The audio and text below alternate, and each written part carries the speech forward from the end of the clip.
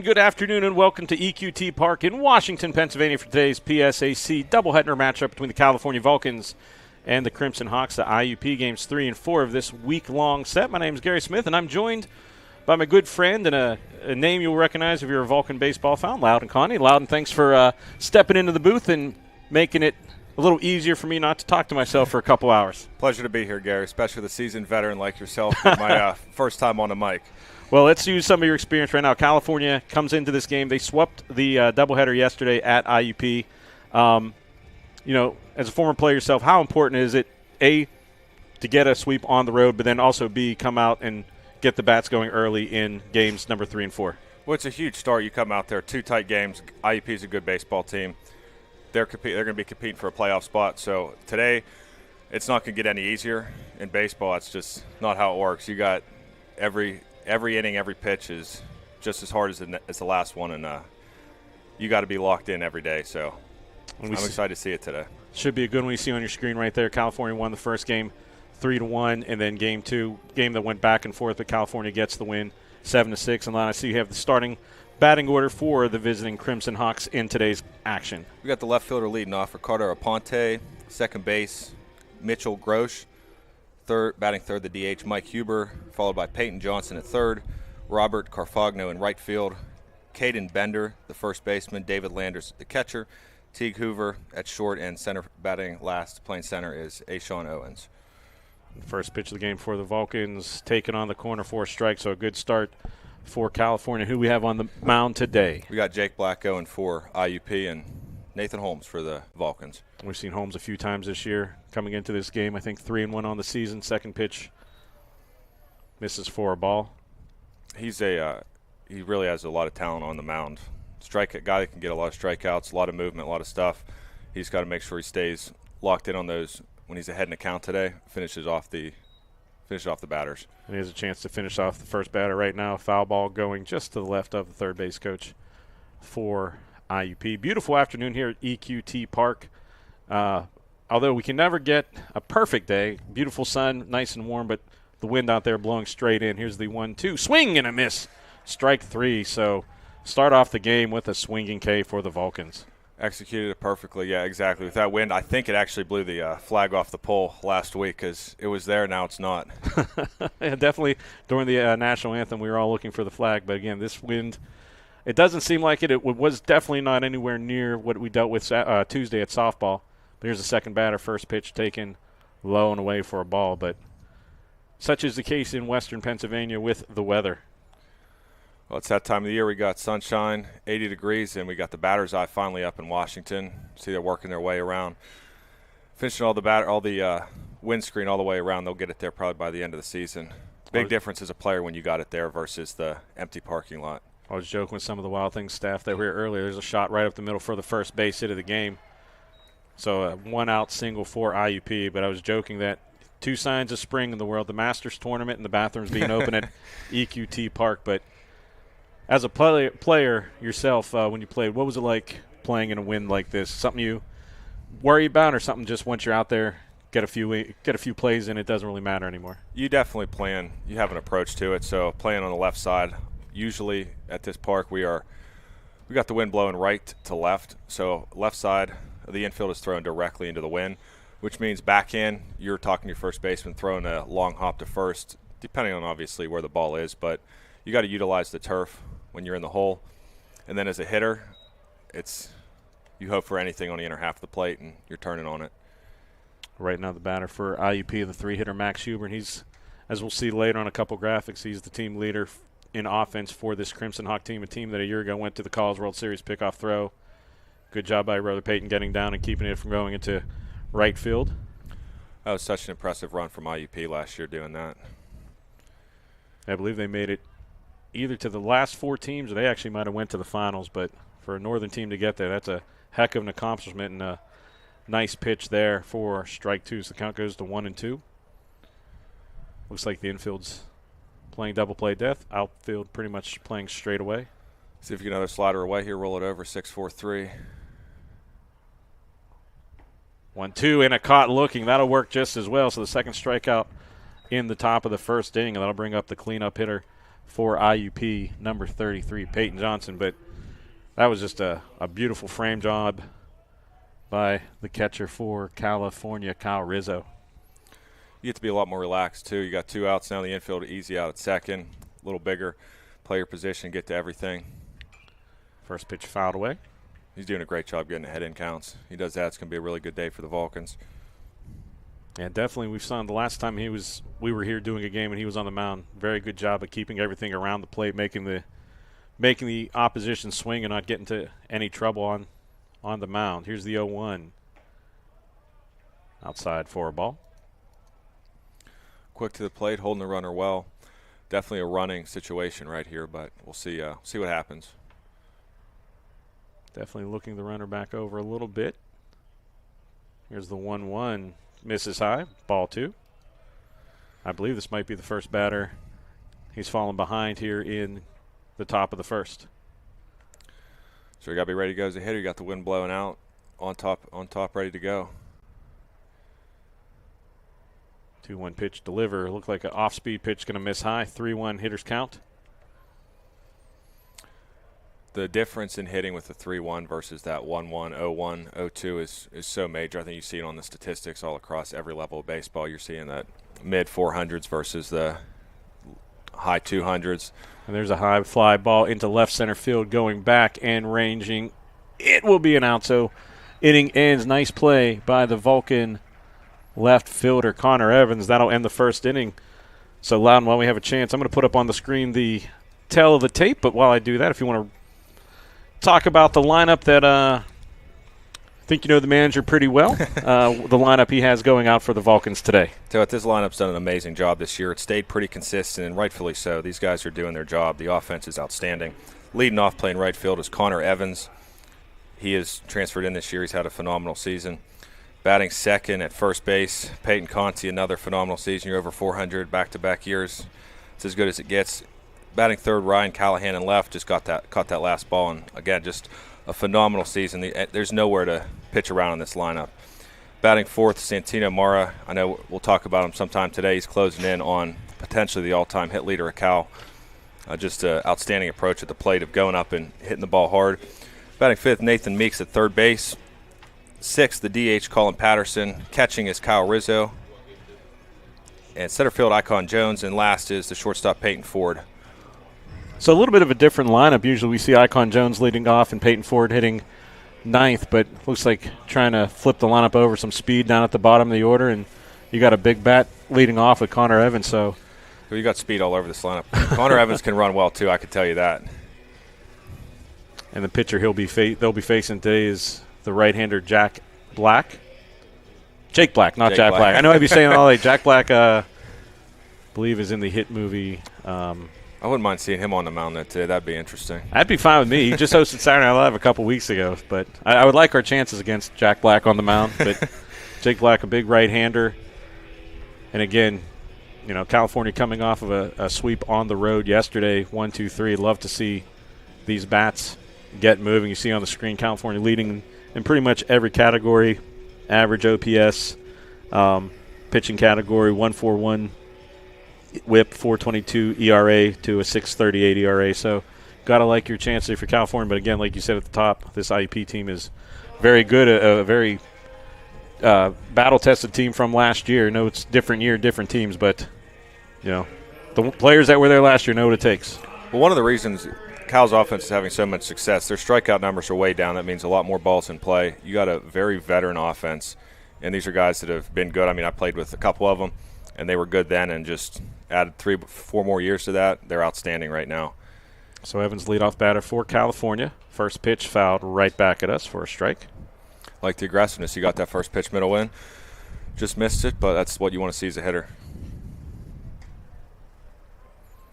He's a guy that has some pop. We saw him go yard a few games ago when we were here. No doubt job to left field. Here's the 0-1 showing bunt. Gets one up. Going to be taken by the pitcher, and one out here in the top of the first inning. And that'll bring up number 2 hitter for the Vulcans.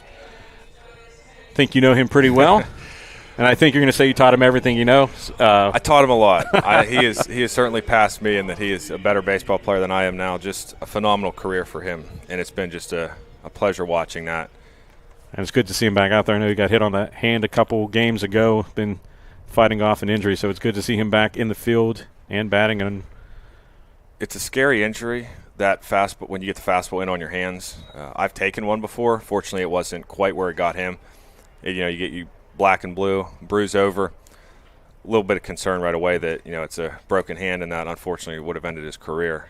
Interestingly, my last year got hurt on the same weekend that he did against IUP. It was a pulled hamstring on a ball that he singled the left on.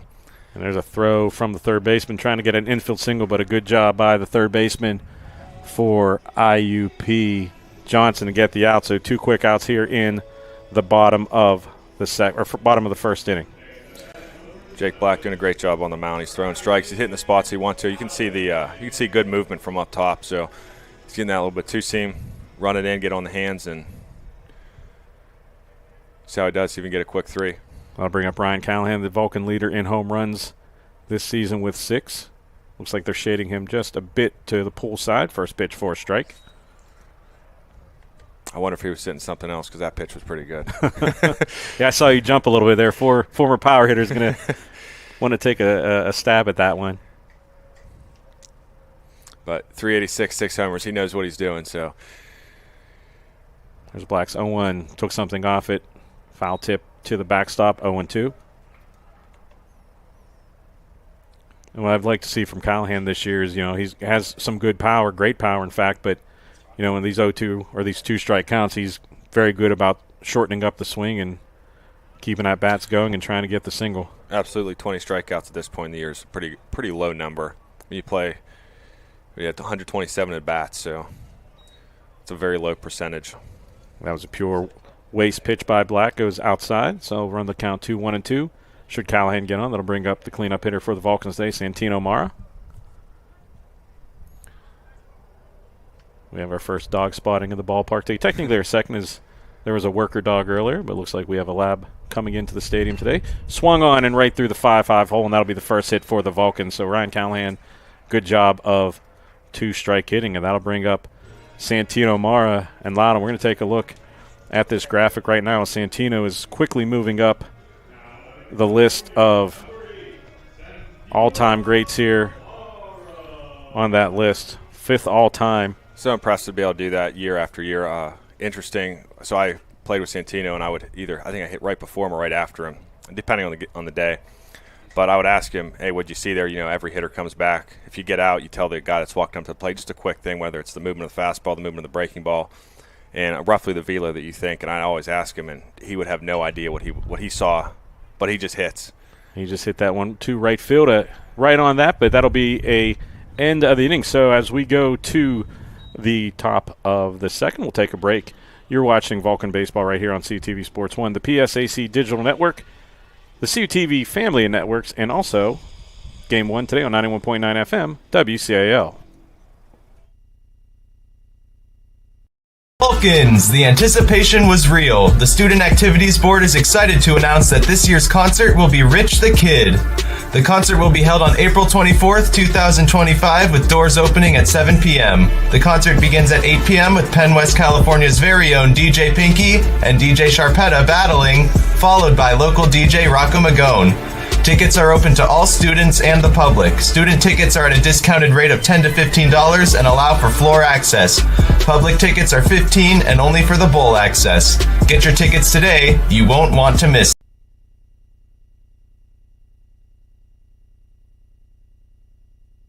And welcome back as we move into the top of the second inning. One inning down, each team with 1 hit. Gary Smith along with Loudon Conti. And one thing, Loudon, is I know you can attest to, but we're in this time of season where both teams are late in the season. Both teams played each other, so there's no secrets and there's no bad teams left on the schedules. We're getting down to the last couple weeks of the regular season.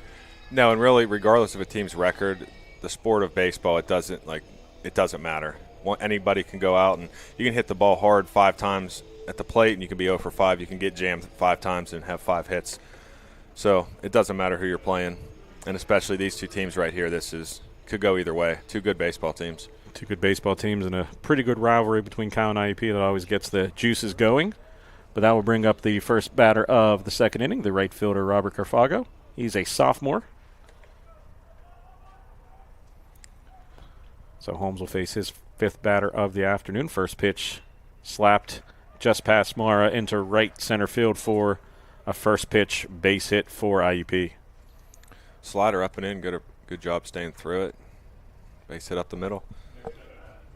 I imagine if he is off that a little bit, it's going to be a jam shot, and he's going to be feeling that for a little bit. Yeah, maybe even a fastball, too. I think if he goes a fastball, gets him a little bit, but of course, today might not feel nearly as bad as we have weathers approaching 75, 80 degrees today, so definitely better than some of the weather we've had. Here's the first pitch. Good job of Rizzo getting in front for a ball. That'll be the second baseman, Caden Bender. He's a freshman for this Crimson Hawk team. that is a good block, and something I've noticed, at least since I've been here and seen since growing up, is just a consistently strong catching at Cal, and it makes such a big difference when you have a guy behind the plate that you know that ball's not getting past. And almost on cue, Rizzo has to go to his right to keep that fastball. So 2-0 count to the six-hitter for IUP. Say the ball would be flying today, but we'll see which way the wind's pushing it. You still can't see, as we said earlier, no flag. There's a standard right to left wind stream, but I don't know. It felt a little bit different down there on the field today. I felt like there's more in. It definitely felt like it was coming in. I know our camera operator, you can kind of see the safety netting blowing towards us. 3-0 pitch, trying to keep the runner back over. I think that's just to reset yourself. Fall down 3-0. Rushing a little bit, needs to just take a breather, and that pickoff is a good idea. So I'll see if the hitter has the green light here on 3-0. Does not, and Holmes does the job of getting that pitch over to go 3-1. See, we get. I'm thinking we get an off speed. Try and roll him over, get a double play ball. So here's the 3-1. Throws back over. Good job by Peyton Conti getting to that. It's pretty nice when you have a target that's that much reach over first base. I know throwing to him was the easiest it's ever been to throw across the infield. Plus, he picks everything. Just kind of have to get it within a 40-foot radius. Here's a 3-1 fouled into the Vulcan dugout. He runs the count to full. I think we see him running right here. Full count. Nobody out. You don't want that double play ball to start the inning, kill the momentum. Especially, like I said, yesterday's second game was back and forth. Cal able to come back, so IUP, we think, would want to jump on as quick as possible. But here's the full count. Runner is running, slapped away. Runs it back. Well, it's like you played this game once or twice. Like you knew what was going on right there. Now this pitch, being the base runner, after you do that, you take off once. It's not a fun second, especially if you do it 2 or 3 times, you're gassed. We'll see if Holmes can end this at-bat right here with a 3-2 count. Here it is. Misses outside. Ball 4. Runner was going, but doesn't matter as the walk, and that'll bring up the next batter, the catcher, David Landers. Landers is a senior for IUP. See if we see some here. Bunt, move the runners up, or if they're going to let them swing it. As we're moving to the bottom of the order, this would be Landers would be the 7th hitter, followed by Teague Hoover and the number 9 hitter, Asan Owens. See if we see a wheel move to see if he's going to show it. So runners first and second. Holmes holding just a bit longer here. Here's the pitch. Bunt is shown, popped up high and into the stands.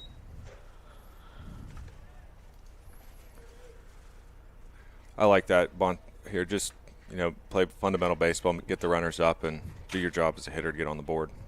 Now, how likely is it sometimes you throw that bunt down first pitch and then the manager calls it off thinking that the defense will be moving in, give a little bit more room to get a base hit? Definitely depends on where you are in the order. If they're at number 7 right here, I think he's going to do it again. Some guys I've seen show the bunt on 2 strikes, but you could even see him getting up to it. Shows it again, goes right to Holmes. Throw is going to go over to first, so the sacrifice is successful. So first out of the inning, but that moves runners over to second and third. So good RBI spot for Teague Hoover, the sophomore for IUP, the shortstop. As close as those games were yesterday, it's a big run. Good job as the hitter, doing his job. And giving them an opportunity for infield's back. You just got to put the ball in play past the pitcher. And a big 4-game series. California coming into this game. We'll see the graphic here between innings in first in the PSAC West, but IUP has been coming on. They recently had a 10-game winning streak, so pitch high and inside. Yeah, I saw they got going. It's a team that just, like we said, went a long way last year. They were not going to just fold over after a tough start, but 10 games, I did not know that up until yesterday. I don't know if it was yesterday or maybe Tuesday, but it was very recently. Actually, might have been before last weekend too, because I think they might have played Seton Hill as well. So there's the pitch, popped up straight up in the air. That's not Rizzo an easy one for the catcher today. Great play by Rizzo. You could see Loudon. He just, as soon as that went up, shielding the eyes, and I think everybody in the black jersey was talking to him where it was. But that's a big second out with runners on second and third, and that'll bring up the 9-hitter, number 1, Sean Owens, the senior center fielder. You can see where Meeks is playing at third base. He's even because he knows the bunt is still in play right here, and that's something that you can't just forget. It's not an automatic 2-out. You back up to regular depth. You got to go hitter by hitter, and they're definitely concerned about a bunt right here. Off-speed pitch, so Owens the number 9 hitter, and then the lineup flips back around to Aponte should Owens get on and extend the inning somehow. So 1-0, swing and a miss. Looked like a little bit of velo was ratcheted up there by Holmes. It's a good 1-0 swing. Doesn't matter if you swing and miss, It's a lot better than the jam shot or pop-up. So that count is even now at 1 apiece. Holmes high, ball 2. He's got to take a deep breath, reset, and be back in the zone. He's doing really well when he's in there. Yeah, he's not really missing the zone too much. No walks yet. Only run, I believe, 1 batter up to a 3 count. So here's the 2-1 into left field. That's going to get down. That's going to be trouble. So that should score 1, and it will, and it should score 2. Throw will go to second. So a 2-run RBI single for Sean Owens, and that will give IUP the lead 2-0. And didn't try and do too much of that pitch. Just put it into left field, and 2 runs came through. Stayed short, did his job. Did a great job. So that flips the lineup around, and that'll bring up the left fielder, Ricardo Aponte. He's got a big lead at first. It's another guy you're going to have to worry about running on the bases. Check swing, foul out of play.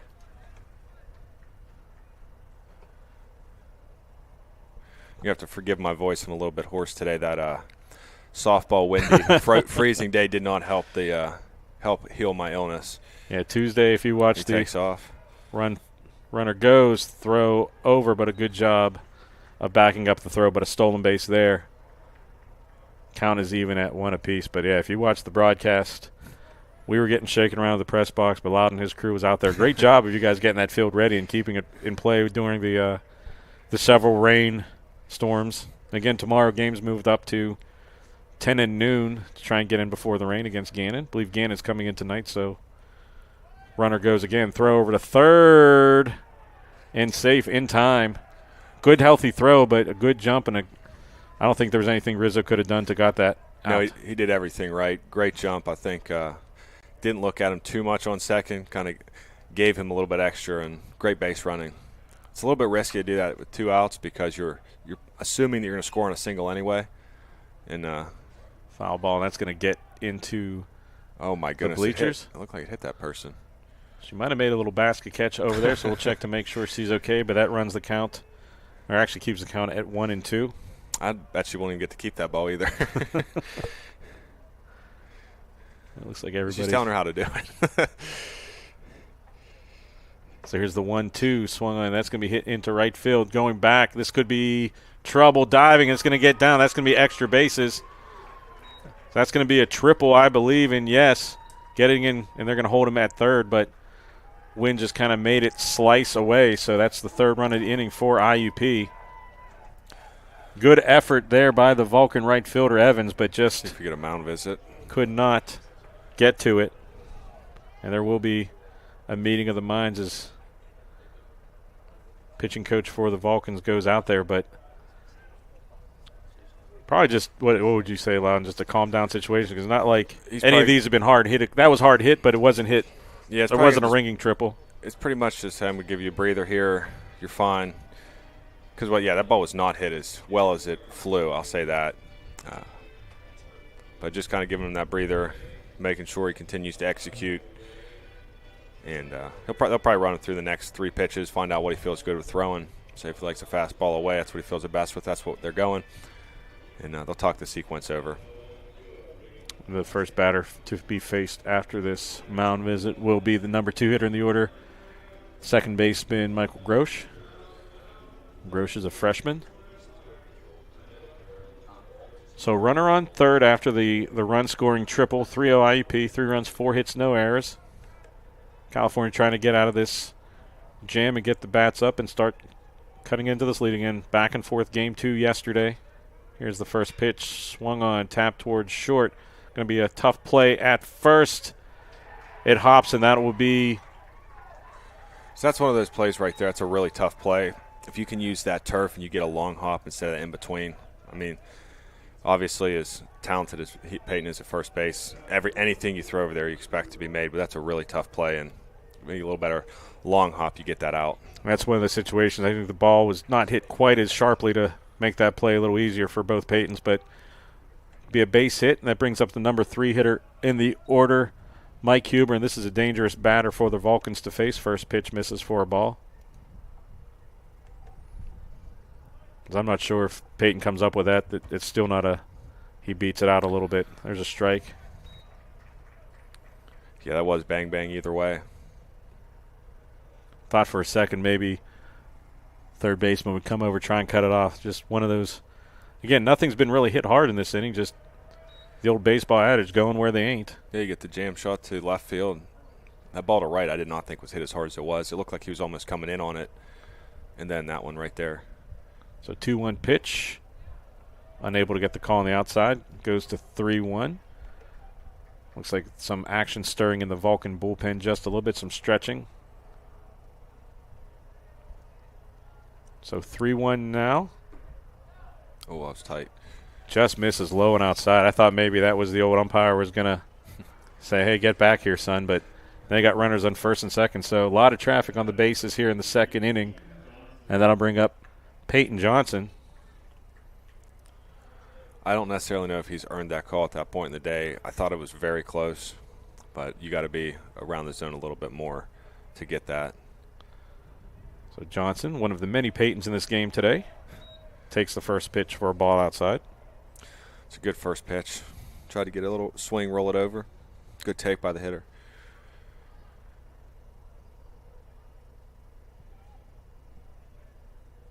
It's going to be getting texts. People are like, who is that amazing voice doing color? That's Loudon Conte, former Vulcan great and current facilities guru. Having a great time up here. I'm glad I got the opportunity to do it today. I got my wonderful work crew back for the tennis match today. They also prepped the softball field, so save everybody from getting up at 6 a.m. tomorrow. Yeah. Again, once again, those games have been moved to 10 and 12. Pitch fouled away. We'll be there at CTV. So that count goes to 1 and 2. Busy week for us. Mainly because I thought Easter was next weekend and I was going to load up this week. But Easter's, in fact, this week. See, I actually thought it was the week prior. I thought it was last weekend. Well, again, with Vulcan Athletics, we had Thanksgiving football, we had Valentine's Day basketball, and this weekend baseball and softball and tennis Easter. So the office never stops. Another foul ball over the bleachers. Count stays 1 and 2. I mean, even this at-bat here, like you said, the balls are not getting hit that hard. He's gotten in on him on both of those last 2 foul balls. Now, do you think he works outside, or do you think he keeps going inside to try and get that swing and a miss? I would like the up and in pitch here, but I think he's going to go down and away. 1-2 swing and a miss. So that ends the inning, but IUP gets 4 across.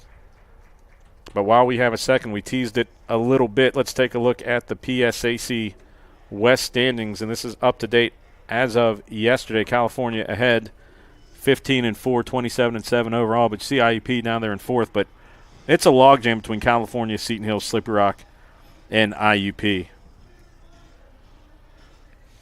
Yeah, just some good baseball teams up top. That Seton Hill series was a great series of baseball, some of the fastest games you'll ever see. Just pitching and defense did its job, and A lot of talent on the mound, a lot of execution.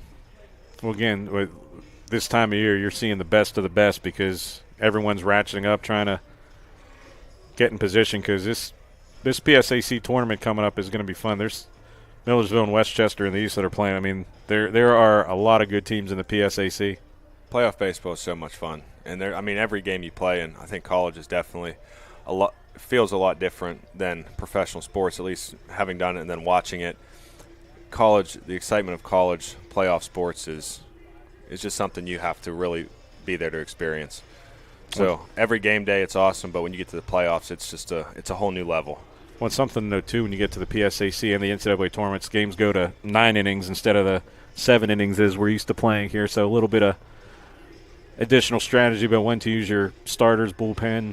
So I believe over in the East, they actually play the 7-9-7, or the 9-7-9 format, whereas on the West, PSAC West, we play the 4-7s on the weekend. They have the best weather over there in the East. They can do whatever they want. I don't know which I'd prefer. I kind of like the 4-7s because you're so locked into rhythm. I would think so. I mean, because everyone, 7, 7, 7, 7. There's not a lot of – the strategy is going to stay the same and not change too much. A little bit easier on your starters. First pitch swinging. That's going to be a great catch in left field by Aponte, robbing an extra base attempt by Meeks, and that's an outstanding play by the left unbelievable fielder. That ball's hit well, so it's hooking away from him to get there. He had a good jump. And on the offensive side, that Nathan Meeks has had a phenomenal season. And that'll bring up the DH, Colin Patterson.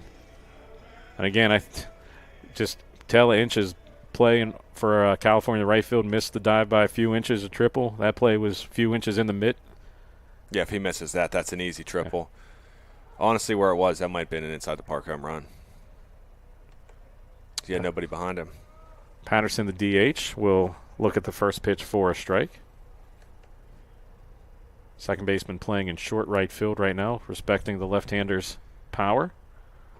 Second pitch for a strike. That's the fun part about being the second baseman on a turf infield. You can do that. Although this new surface, it is a lot slower than the old one. Yeah, it was just getting mentioned that I went down before the game with Matt Kiefer and his staff, and that's the first time I've been down there. You could feel that it's a lot. It's not as, it's new, so it's not run down. Here's the pitch right at the second baseman. This is going to be a tough play. Throw over to first. So as you said there, great positioning by the second baseman. I'll be second out of the inning. Good job by the pitcher getting there. That's just not an easy overall play from the pitcher. And that'll bring up number 35 catcher Kyle Rizzo.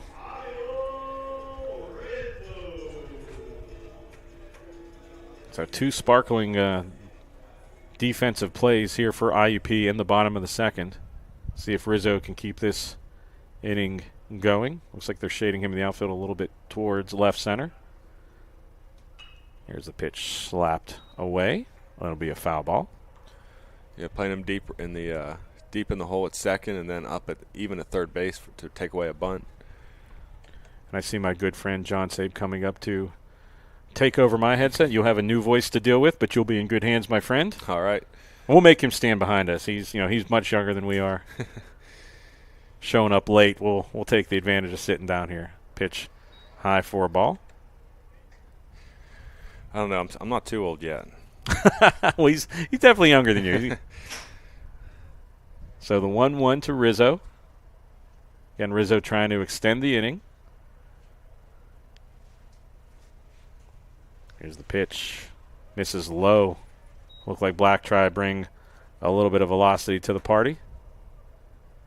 You see the middle infield playing back off of the brown dirt fake turf.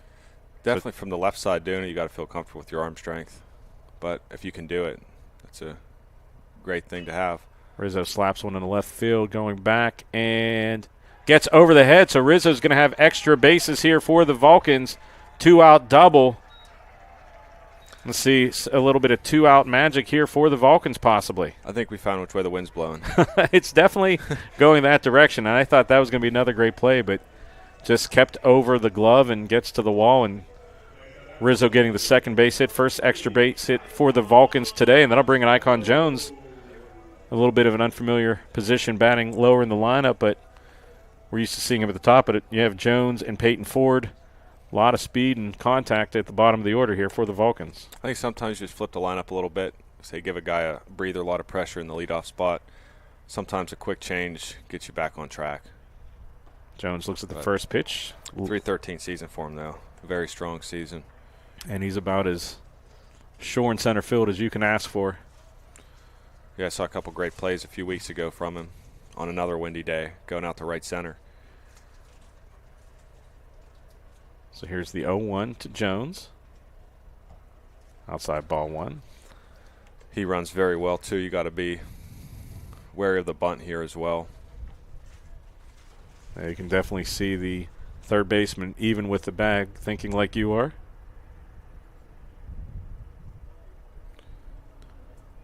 Here's the 1-1. Swing and a miss. There's a guy on third. I think it's a lot more of a possibility than on second with 2 outs. So Icon stepping back in.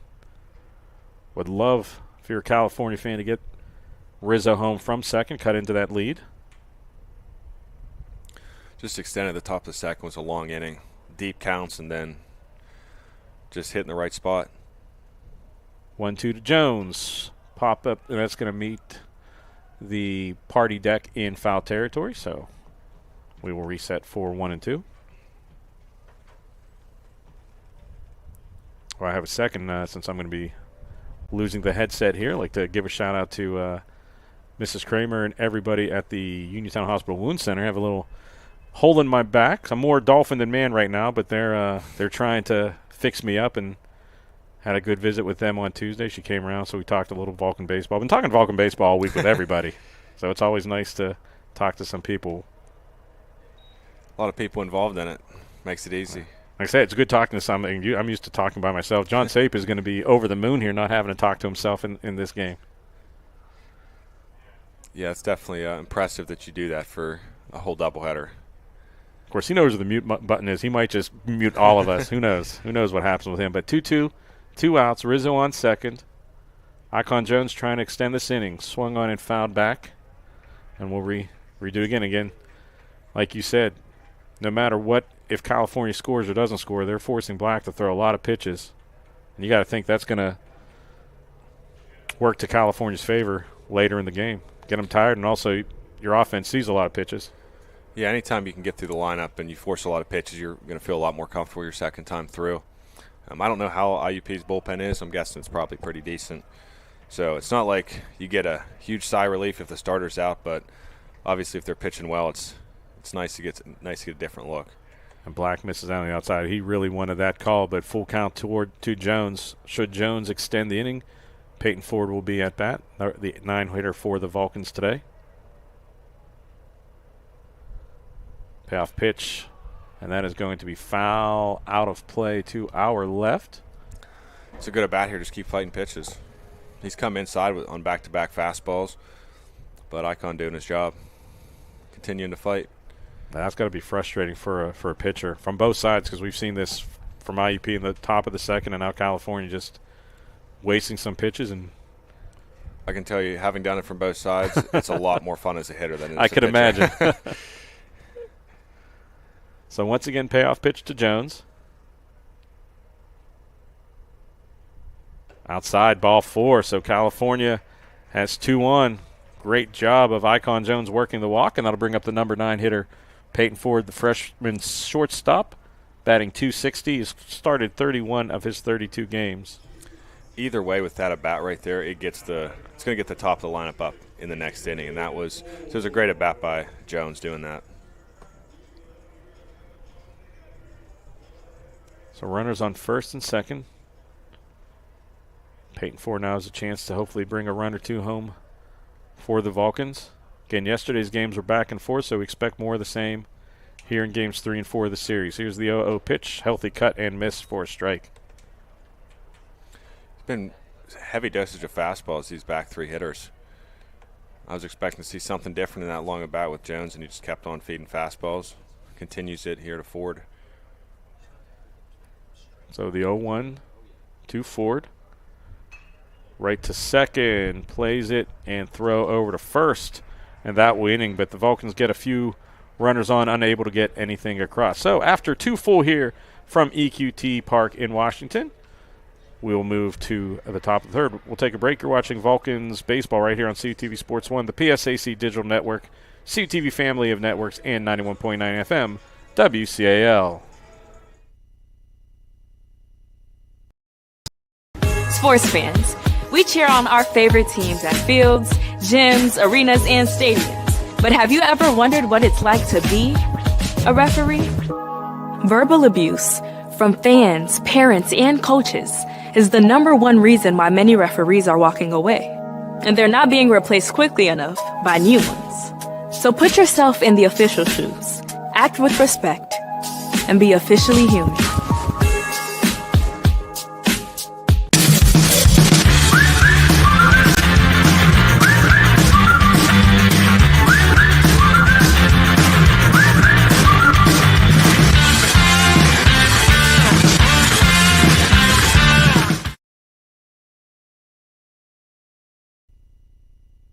Welcome back to EQT Park, top of the third inning. IUP up 4-0 over the California Vulcans. John Sabe now joining you, and so far, I just got here, but it's like it was a tough second inning for California. In a game like this, where you're down early to start, what is that mentality like in the dugout, just trying to rally the troops back together to mount some sort of comeback here? It's just got to be making sure everyone stays calm. You can't panic. We're early in the game. You're in the third inning. You got plenty of time to score.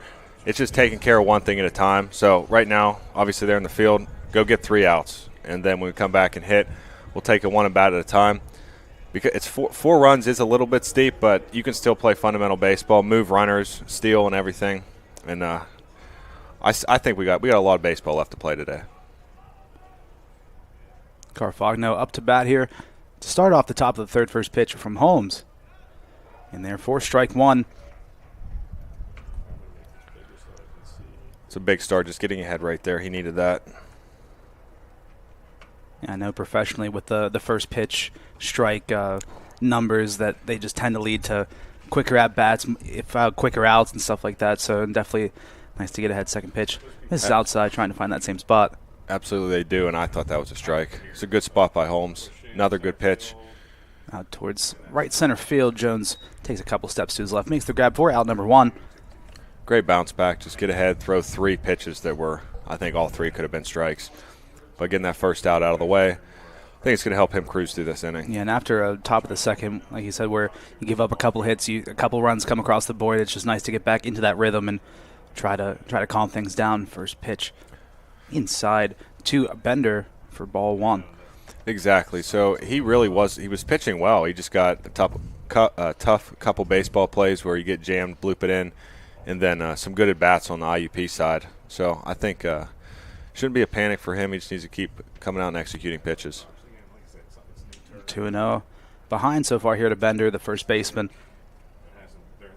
2-0 from Holmes. Chopper fouled down the first base side. Nice play made by the first base coach over there. They got one now by the third and first base coach making plays. Yeah, get them on the field. A lot of other visiting coaches are they're looking to field that ball. Good play by the first base coach, as you said, and Cal's third base coach will just wear it right off the shin if he gets a chance to. 2-1 high into center field. Jones taking a couple steps in and a quick out number 2, and then, like you mentioned, this is exactly what Holmes and the Vulcans needed. Just a couple quick outs, just some soft contact, and a couple nice plays there from Jones. Just easy routine plays to get the Vulcan defense and the pitching staff back into the game here. For sure, that's a big one too, and you need to stay locked in. Get ahead with a strike right here, and they're going to be hitting real fast. Launders now to the plate. First pitch from Holmes. Down the pipe for strike 1. You see a pitch like that, and you always wonder if like it was pretty down the middle. You wonder if they'd come back. Think about hitting it. Second pitch, hopped up into the air, bloops down right in front of Jones. Him and Ford just trying to converge on it out there, and another bloop shot into center. And a 2-out base hit here for the Crimson Hawks. Yeah, that's a good pitch by Holmes. He executed. He got it on the outer black, and just a good piece of hitting. I actually thought he hit it harder. I thought that was going to be a fly out to center. But definitely, as a hitter, if you take a first pitch fastball down the middle, and depends how the at-bat goes, but it's always in the back of your mind that you should have swung at that pitch. 2 outs, man on first, top of the 3rd inning. Hoover, the shortstop, up to the plate. First pitch from Holmes. Chopper towards 3rd. And a quick out. Into right field. Misplay that time by Meeks at 3rd. Runner will advance from 1st to 3rd. So runners on the corners on the error.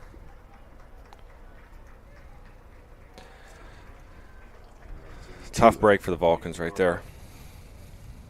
Yeah, and as a pitcher, how was that like just to know that you had the end of the inning there at your fingertips and it gets misplayed? How do you try to get yourself back into that mode to try to get this last out? So I didn't pitch in college, just in high school, but I've unfortunately been on the fielding end of that where at some point it's going to happen in your career. As a pitcher, though, you just have to go. I'm going to pick my guys up right here. That time Holmes drags it behind, hits Owen, so bases loaded. 2 outs here, top of the lineup, back up. Ricardo Aponte now to the plate, so bases loaded, 2 outs.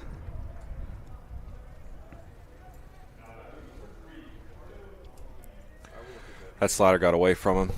He's going to come back, continue doing what he's been doing all inning, and somebody come up, make a play, get him back in.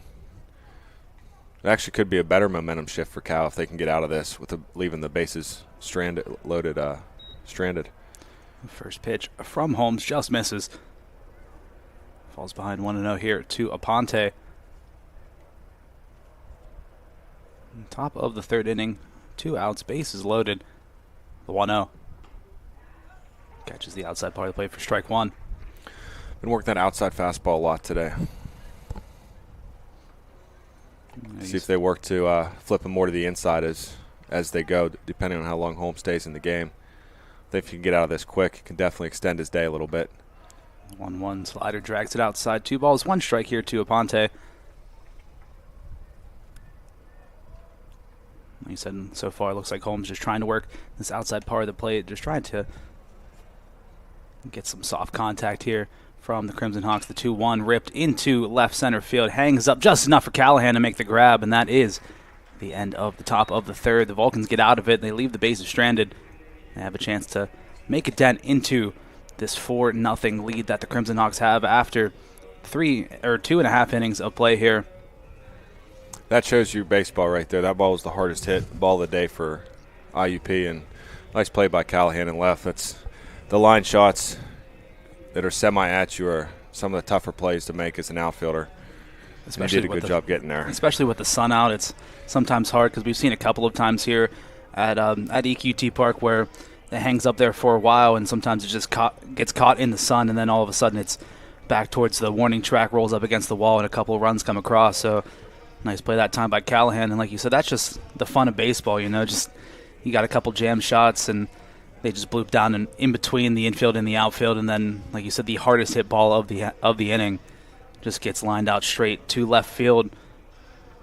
Yeah, you're exactly right. The hardest balls to catch are on actually the clear sky. We got a crystal clear sky today. I always like catching pop-ups when we had some clouds out there. It kind of gives you a some sort of backdrop to see out of, but when it is in the clear blue, it's very easy to lose it. Only 2 hits so far here for the Vulcans. Coming up to the plate here, it'll be Evans, Conti, and Callahan. Top of the order here for California, just trying to make the mark. And again, 3 of the best hitters that you have here on the team are the ones you expect to get on base here for the Vulcans. And again, just try to cut into this lead. And like I said, still a ton of baseball left to be played. Obviously, the rest of Game 1 and after the games yesterday, a big series here against the Crimson Hawks. Yeah, and IUP's come out doing a great job today. They're making the most of opportunities, throwing strikes, and they've gotten out of 2 innings so far scoreless. Really Cal's lineup is, we've talked about it all day so far. It's such a strong lineup top to bottom, but when you're facing the first 3, 4, 5 guys in the lineup that are 360, 370 plus, it is a very tough task as a pitcher. Evans steps in, Black on the bump. First pitch. High and outside for ball one. Evans on the season batting .363 coming into today's game. 29 hits for him. A .959 OPS. The 1-0 from Black. Swing and a miss. For strike one. Good cut. I love the 1-0 swing. If you got to swing through it, swing through it. Nothing hurt. It was a strike anyway. Good aggressiveness in the box. Good execution on the mound. Black takes a pause. The 1-1. That time high, but fouled and caught. Strike two.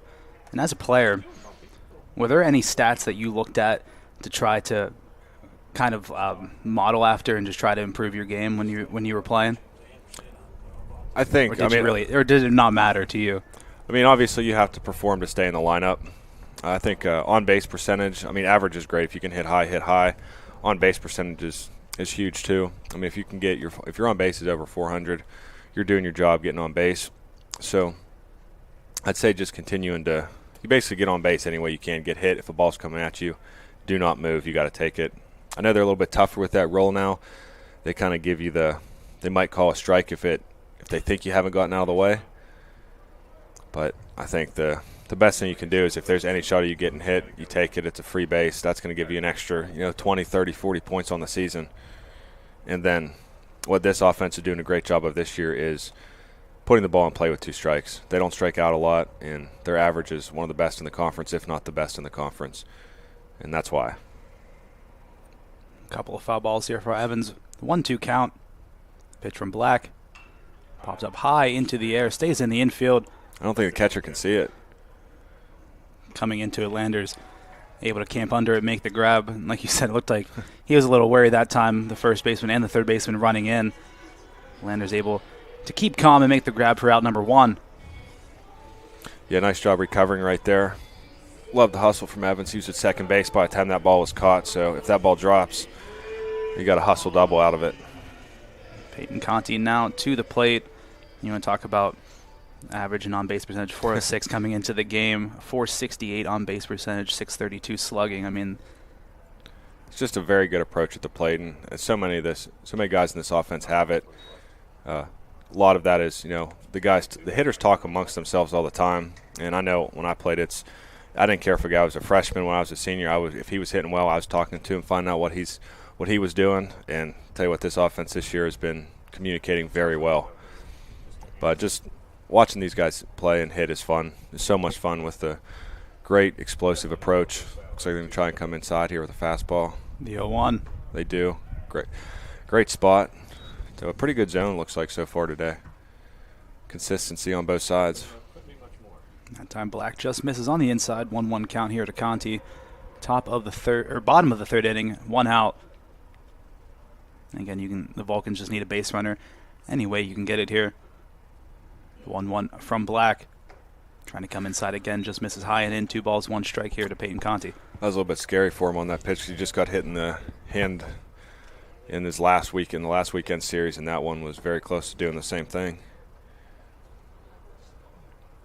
Catcher setting up inside again. 2 balls, 1 strike. The pitch fouled back. Count even now at 2-2.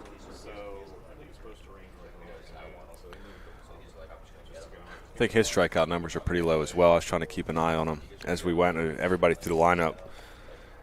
But very high contact percentage. Yeah, coming into today's game, only 6 strikeouts on the season in 30 games.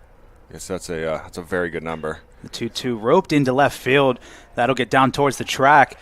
Conti rounding first, and he'll hold up. Trying to hustle into second. He'll hold up for a long single there. So 1 out base runner here for California. He's asking right now if that ball hit off the second fence, which it looked like it did. They're going to talk about it right now. So, great at bat there. Slider away, hits it down the line. Looked like it kicked up off the yellow to the back fence because here at Washington you have a secondary fence that protects the lot a little bit. And I think that's exactly what they're asking about right now. They're going to say it didn't, keep him at first base. Yeah, it seemed like he was a little hesitant as he was rounding first to try to hustle into second, but it was a great play out there by Aponte to just quickly get the ball in and cut off any extra bases there for Peyton Conti. Definitely good job by left fielder. Keep it in, and then on the base running side, you're down 4-0. You get your first bit of life to start the third. You can't chance being out at second right there. Runner on first, one out here for Callahan. First pitch misses low for ball one.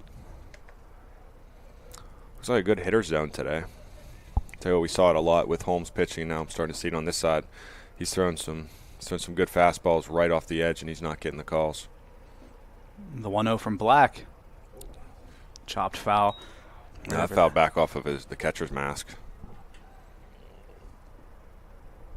That was the ricochet off the mask that you saw. Yeah, the umpire having a meeting there with Launders, just making sure he's all right. Giving him a second to breathe there. And that'll ring your ears for sure. yeah, we've seen a couple of injuries here from behind the dish. I remember that Point Park game where the foul ball came up underneath the home plate and hit the underside of the catcher there for Point Park, and then took him out of commission there for a couple of minutes. Yeah, that's an injury you don't want anyone to ever go through, because that is, good shot by Callahan. Yeah, right up the middle. Black able to get out of the way, so back-to-back singles here for the Vulcans, 2 on, 1 out. Santino Mara now to the plate, and the highest on-base percentage on the team, .518 coming into today's game, and helps out 12 walks, 11 hit by pitches, 50 hits for him as well coming into today's game. I mean, he's really done a fantastic job at the plate at not only taking pitches, but being able to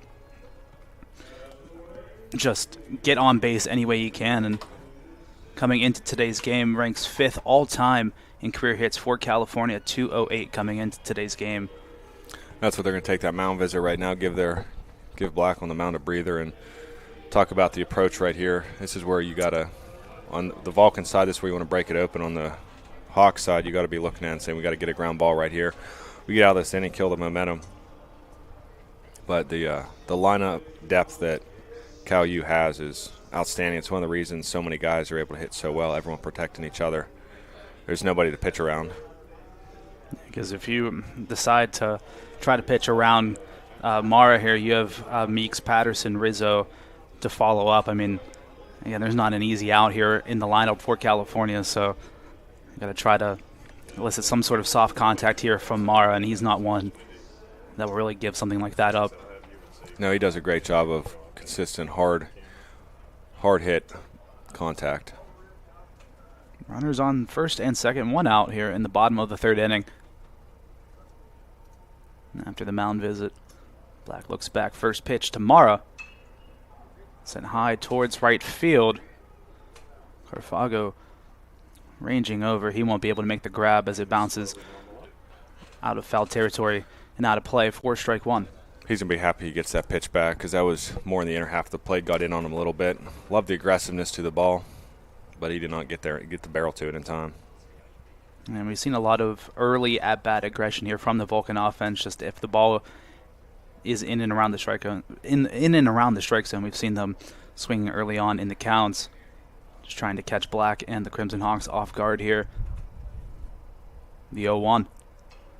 Another one inside. Little blooper that time towards the away dugout. Will fall foul. 0-2 count now here to Santino Mara. It'll be interesting to see what pitch they throw right here. You've gone in twice, gotten in on them closer and closer each time. I think you go fastball up and in for a chase pitch, or you go soft away. Get him to lean a little bit and come right back into that fastball. But either way, you cannot leave one over the plate right here. As a pitcher, you got to execute. Looks like the catcher's setting up a little bit away here. The 0-2 pitch. That one go inside. He caught too much plate. Into left field, and nice break on it that time by Aponte, and that'll leave the bases loaded here for California in the same position that the Crimson Hawks were in. Bases loaded this time. The Vulcans have 1 out for Nathan Meeks to the plate now. He had a great at-bat his first time up. Great play by the left fielder. Dive and grab, took a triple away from him. But good barrel the first at-bat. So right now you got, from a defensive standpoint, you're looking for a nice ground ball, double play, inning ender. And on the offensive side, you got to get the ball to the outfield. You think you can drive the baseball here. Bases full of Vulcans, 1 out. Nathan Meeks to the plate, first pitch. That one sent into right field, a base hit. Conti will score. Callahan racing around, and he'll come in as well. Mara moves from first to third. And a 1 out, 2 RBI single here for Nathan Meeks, and it cuts the lead in half, 4-2. Now the score. It's that aggressive approach at the plate. He comes up, gets the pitch in the zone, and just delivers a great at bat. Really clutch at bat right there to get him on the board, change the whole momentum of this game. Colin Patterson now to the plate for the Vulcans. And again, runners on the corners, 1 out. I wouldn't be surprised to see Meeks potentially trying to take off here. He is a good base runner, so I'm right with you on that. I think we give him a couple pitches here, but I think we can see him running. On the season, 9 for 11 in stolen base opportunities. First pitch, he's taken off immediately. Meeks easily slides into second safely. And that prevents that ground ball double play to end the inning. Yeah, it's a big bag right there. A lot of pressure off the hitter. Worst case scenario, you can get yourself a rollover RBI. So 2 runners in scoring position here for Patterson. The 0-1. Misses low and away for ball 1. Good pitch. You said the zone very hitter friendly. You see a couple pitches so far just on the black and not really getting the strike calls here from the home plate umpire. The 1-1 swing and a miss. Patterson trying to attack there. Falls behind 1-2 in the count. Yeah, that is, at least from up here, it looks like the umpires are staying pretty consistent. Both sides are having a small zone. I must have missed the first strike of the at bat. I don't remember seeing it. I think they called it on the run, like on Oh, when okay. Meeks was Yep. taken off. And Patterson caught looking. Down on strikes for out number 2. That'll bring up the catcher Kyle Rizzo to the plate. 2 on, 2 out. Both runners in scoring position, just trying to make a mark. If you can get the ball into the out, or if it lands down for a base hit in the outfield, you can at least get 1, maybe 2, and tie the game up here.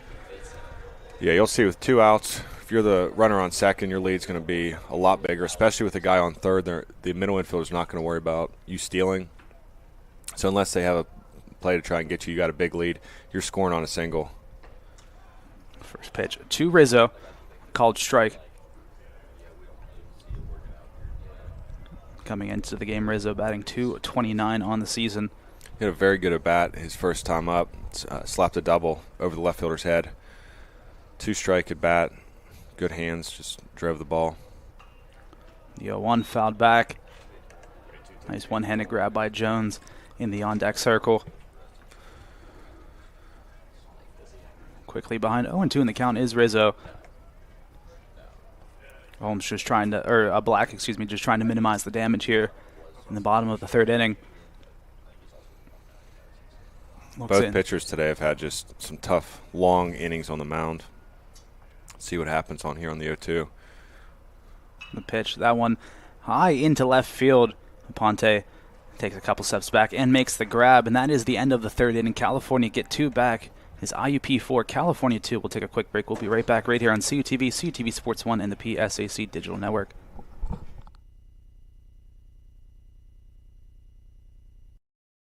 The Pennsylvania State Athletic Conference celebrates the athletic and academic excellence of its student-athletes.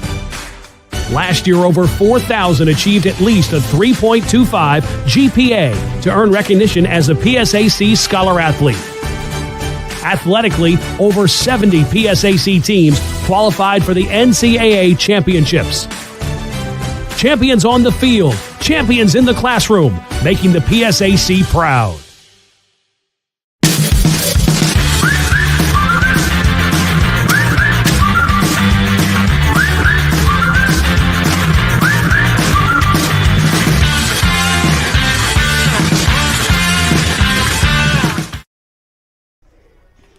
Hello, everyone. Welcome back to EQT Park as we get ready for the top of the 4th inning between the IUP Crimson Hawks and the California Vulcans. It is IUP 4, California 2 after 3 innings of play. John Sape, Loud, and Connie with you. And it was an impressive bottom half of the inning for the Vulcan offense. They were able to get a couple of runs back. And once on the defensive side and on the mound, when you see, after you've given up the lead early on, you see the offense starting to battle back, like you mentioned, it's before, what is the approach like, just trying to get yourself back into the game, just trying to make sure no mistakes and just trying to keep yourself locked in and focused to try to keep the game as even as possible? You just got to take care of one thing at a time. When you're throwing the first pitch to the at-bat, when it's 0-0, you can't be thinking about if you get the 2 strikes or what happens if this guy doesn't make this play. You just got to execute your pitch, do your job, and we got 9 positions on the field, everybody doing their job, trusting in each other, and when teams are doing that, they're usually playing very well,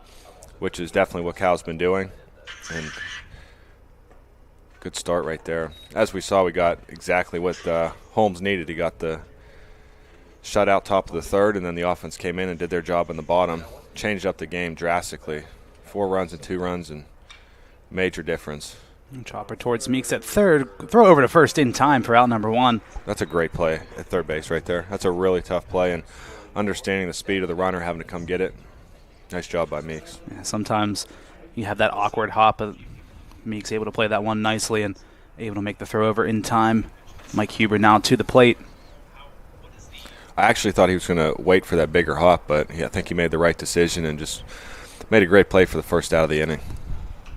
First pitch to Huber, fouled back for strike 1. And like you said, a play like that where you have to take the runner's speed into account. And I think if you wait for that big hop, Garage there was already quickly down the line. I don't know if he'll be able to make it in time, but he said great play that time by Meeks, able to make the adjustment and get the first out. Now Holmes quickly had 0-2 in the count here to Huber. The 0-2 pitch. Great execution of that pitch right there. Didn't leave it over. Good fight in the box. But yeah, back to that play at third. That's one of the things you go over in the weekly scouting reports. The speed of each base runner, everybody in the lineup that you're going through, understanding where you got to play. And I mean, baseball is a game of inches, so you play 2 steps to the left, you don't get to that ball, and you will let that ball hop. It's a guy on first, and it's an entire different game. 1-2 count the pitch. Swing and a miss, strike 3. Quick 2 outs here for the Vulcans in the top of the 4th. Big momentum shift right there. Great bottom half for Cal, and Holmes doing a fantastic job here in the top of the 4th. Able to just settle himself back in after that second inning. Peyton Johnson now to the plate. First pitch popped up high into the air into shallow right field. Mara able to get under it, calls everybody off, and makes the grab. A 1-2-3 inning here for California. That was huge. Very quick 1-2-3. Great job on the mound, just getting in, executing. I think he executed every pitch he threw that inning. And then good defensive play behind him. I think that was, 6 or 7 pitches. I mean, if you're a pitcher, that's the dream. You just get a couple quick outs and be able to get back off the mound. And after the offense did so well in that bottom half of the inning, just get them right back up to the plate. I think that earned him another inning out there. And Black just, like you said, a couple of long innings here from the pitchers on either side in that second inning. Holmes out there for quite a bit. Like you said, just a couple of jam shots, some long at-bats. The Crimson Hawks offense able to work around and just able to force a ton of pitches out of Holmes in that last inning. Black just out there for a while. His bases loaded at one point. California able to get some base hits, able to get some runs across the board, and you had, a 2-minute break. You don't have a lot of time out there to kind of rest and recover and get back out there. He has to go on the mound almost immediately. Absolutely. You go from a long inning on the mound to your offense is a quick 1-2-3 back out there. It takes a lot to come back and be ready to go. That extra 3, 4, 5 minutes can help with a lot, especially on a warm day like today. You're getting gas a little bit faster since we haven't had any days like this at all this year. And just to keep an eye on these or at least one pitcher in the IUP bullpen warming up, number 30, Jacob Jewett, out there just starting to loosen himself up and potentially come in for the relief here for Jake Black. And bottom of the lineup here, Jones, Ford, and then he'll flip back over to Evans, the minimum that Black will have to face here in this bottom of the 4th inning.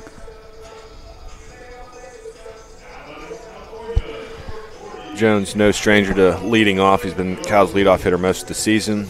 Little flip today. Take a little pressure off his shoulders. He had a good at bat his last time up. Continued to foul pitches off and turned into a walk. Helped turn the lineup over. First pitch from Black inside for ball one, and I guess this would be more a question for your dad, but what goes into the construction of the lineup? What are the factors that try to go into just formulating the best possible lineup here to go out there and get you some competitive at-bats every single time? Well, I think obviously everyone has to perform, but I'll tell you, the job of making that lineup is a lot harder than it seems. You got a lot of guys that are competing every single day from when the fall starts to continuously every day of the season. So it's a very difficult job trying to find 9 because, you got a huge roster. But it's important that everybody on the team understands nobody has anything.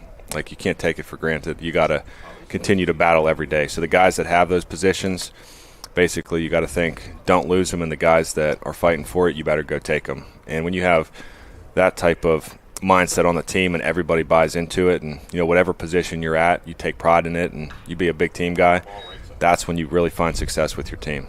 And it seems like everybody's buying in this year, and another reason why they've had so much success. Count now 2-2 here to Jones, leading off the bottom of the 4th inning.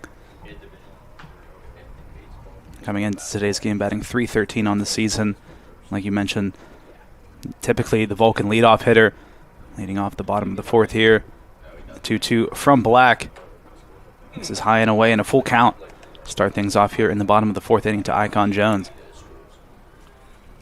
I'd say for example, with him sliding back down a little bit, I think, let's say when I last looked, now I don't see every game that they play, but when I last looked, I think he was hitting around 360-ish, 370. So if you had a tough day or a tough couple games, it's very common for coaches anywhere to kind of get, especially when you want to keep him in the lineup, slide him down, take a little pressure off the shoulders, and let him just it's never relaxing in the box, but you kind of have that pressure off you as not being the first guy up there. And a lot of times it works to reset them, and they come back, and maybe he gets back to the top of the lineup here at some point in the season. Yeah, because when you're the leadoff hitter, you got to set the tone for the rest of the team, for the rest of the game. You just got to get up there, try to get yourself on base, and be the spark offensively for the team. If you get on base early on like Jones just did with the full count walk, if you have a leadoff base runner, it makes the rest of the players behind you, their job incredibly easy, just because you already have a runner on base. You just need one base hit, and with Jones' speed, he can quickly move from first to third and get a runner in scoring position, and all you need is a ball into the outfield or ground out to the first base side, and you have yourself a run. Definitely, and there are conversations that between coach and player, just making sure that they feel comfortable. I know he probably talked to him and said, "Hey, do you think if we do this, it's going to help you feel better?" And it's a lot of it. It's really just to put the player in a position to succeed. And today, he's been on base both of his at bats, so looks like it's working so far. It's walk number 15 on the season for Icon Jones. Peyton Ford now into the box, and they know Jones' speed 11 for 13 and stolen bases, and Black keeping that into account. Back-to-back pickoff attempts. Jones safely back in both of them.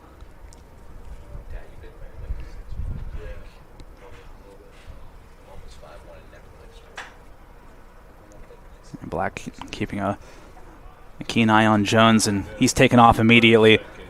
High throw, and Jones in there safely as Ford was squaring up for the bunt. Good jump by Jones, a little awkward on the slide, but that's a big advancement to second base right there. And when you have a guy like that in your lineup, where if you're able to get him on base, he's going to be on second base more likely than not at some point in the inning. I think they bunt him over here too. You get a guy on third, less than 2 outs. There's still plenty of time left in the game to chip. I would like to call if they move him over here. 0-1 Ford. Pitch in the dirt. 1 ball, 1 strike here to the shortstop, Peyton Ford. I feel like it's pretty rare you see a freshman position player make such an impact in a season so far, starting 31 out of the 32 games they've played so far.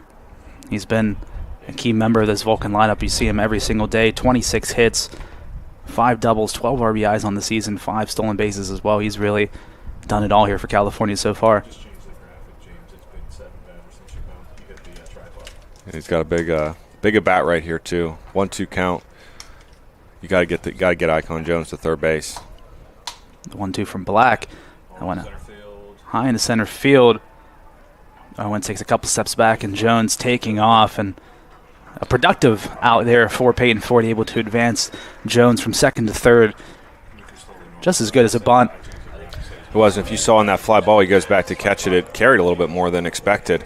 So he's not able to set his feet. A good read by Jones, going and moving up to third. So runner on third, one out here. Top of the lineup, back up Connor Evans to the plate.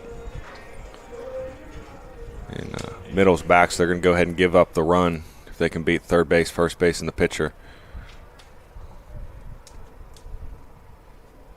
First pitch from Black, and Evans looking to square up. That time high and inside for ball one.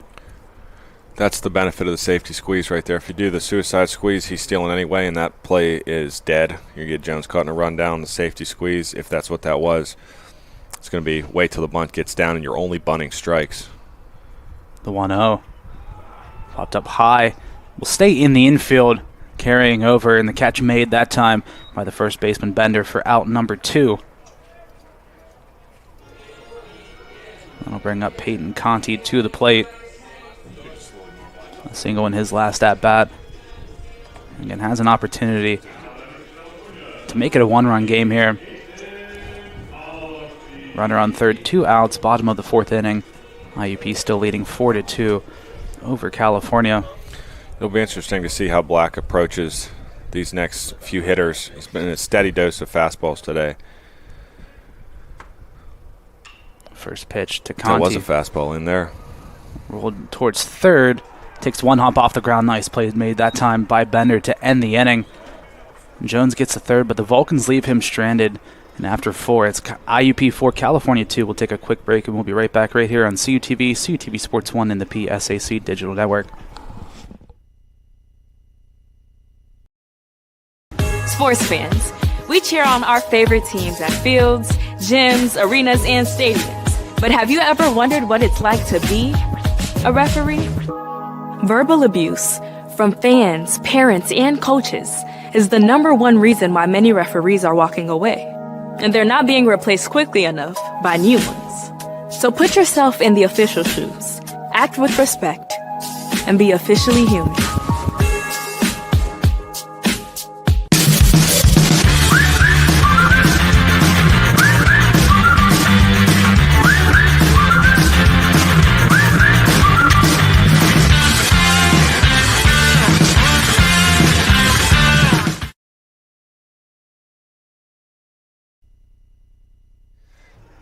Hello, everyone. Welcome back to EQT Park as we get ready for the top of the 5th inning between California and IUP. The Crimson Hawks with a 4-2 lead over the Vulcans after 4 innings of play, and maybe a bottom half of the inning that the Vulcans at bats would have liked to have back, as they were able to get Jones to third with 1 out and unable to convert. And again, sometimes that's the beauty of baseball sometimes, where you find yourself in a pretty advantageous position, and just sometimes you just can't capitalize on it. Yeah, it's very frustrating from as the hitter, definitely, but just the whole. I guess when you hold yourself to high standards, as this Cal U team does, when you got a guy on third with less than 2 outs, he has to score. And Cal's left that situation out on the field twice. So right now, it very easily could be 4-4, but instead we're at 4-2. First pitch into right field, a base hit that time for Carfongo. He wants 2. Throw in the tag, applied and out, trying to stretch for 2. Nice play. That's a great play by Evans in right field. Perfect throw. Good one hop.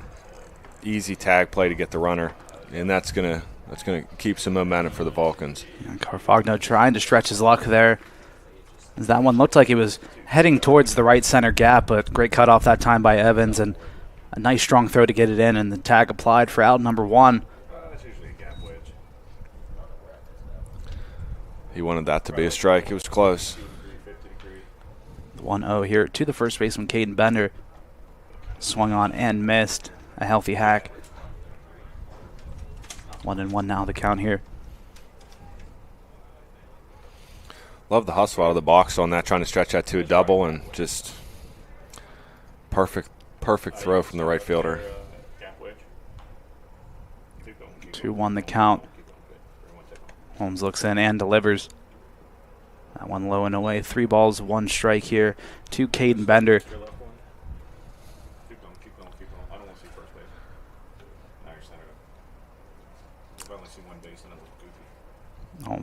Holmes deals a chopper over towards first. Flip on over to Holmes for out number 2. Nice job coming back in that at bat, down 3-1. Getting to 2 outs, nobody on. See if you can finish out the 5th, and my guess is that will be it for him today. Yeah, typical hitter's count, and that time Holmes able to just get some soft contact, and good play that time by Conti at first. Able to make the read and make the grab. Brings up Davin Launder's first pitch. Fouled away for strike 1.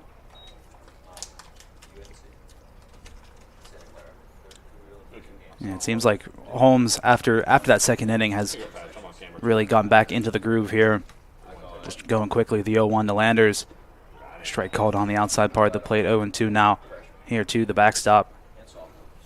Definitely. I mean, even that inning where they gave up 4, some tough breaks for the Vulcans, and Holmes really is. I thought he's done a very good job today. And let's see, make sure he misses here. Pretty good pitch. The middle slider forward, away. running on, throw over to first in time, and another 1-2-3 inning here for the Vulcan pitching staff. Holmes walking off, and like you said, after that second inning has been very productive. And a belated happy birthday to the man right behind me, Mr. J.J. Michael Robinson. His birthday was yesterday. Happy 21st. Went to the Pirate game. He got himself a couple of free drinks there from some of the nice bartenders out at PNC Park. But very action-packed birthday week. Mine was on Tuesday. Yours was yesterday. A couple more in the week, but happy birthday to Michael. And that's a nice picture. I don't know where Gary went into the archives to find that one, but young Michael Joseph James Robinson out there. Happy 21st, buddy. I believe yesterday we were at the game, got kicked off on the sports gambling. Delving into that world is a dangerous one, but we'll just leave it at that. Heart of the lineup up here for California: Callahan, Mara, and Meeks. The men on Black back out there trying to get through this 5th inning. And in a series like this where you played 2 yesterday, you played 2 today in a game with the Heat, how important is it to try to preserve your bullpen, especially as this season is starting to stretch on as we're getting down to the last couple of games here in the regular season? Well, I don't know how much they used the bullpen yesterday. Based off the scores of the games, I could see Game 2 they definitely had to go to it. I guess depending on this first game, you probably feel like you're pretty fresh. It's all about who's feeling good that day, who's ready to execute. But at this point in the season, I think the body is definitely feeling it. And when you get a day like today, it feels great, but you better make sure you're hydrated, because you'll see guys cramp up when it's the first time out and it's actually hot. Yeah, I was surprised. I got a text from Mr. Gary Smith on the way here. He said, make sure to wear shorts. And I had a pair of sweatpants on. I had to stop at home and change real quick before I made my way here, because I was like, man, it is way too hot out. I missed that memo from Gary. I'm in my khakis and long sleeve. We'll have to make sure he adds you to the text chain at some point. Now that I'm in my new career, he might have to. Excuse me, swing. Callahan able to bloop it into right field. A leadoff single here for the Vulcans. I think he and everybody in the Vulcan dugout was surprised. I don't think he was ready for that swing either. Yeah, you just get to first base off something like that and smile. That's just strength getting it over. And you look at him, I mean, he, on the season, 6 home runs, the team leader in home runs and RBIs. I mean, he has the power, and you can see in something like that where even if he's not trying, he's able to force enough contact, able to just bloop it down in between the infield and the outfield for a base hit. This one might drop. First pitch to Mara, dropped by the second baseman. Callahan able to get in safely. A close bang play at second is that one. Another bloop shot and back-to-back singles. And again, Callahan just trying to make sure he doesn't call on the hit or error. He doesn't try to get caught caught out there as the second baseman, Grosh, unable to make the grab, and Callahan able to hustle up just enough to get into second. So runners on first and second, nobody out.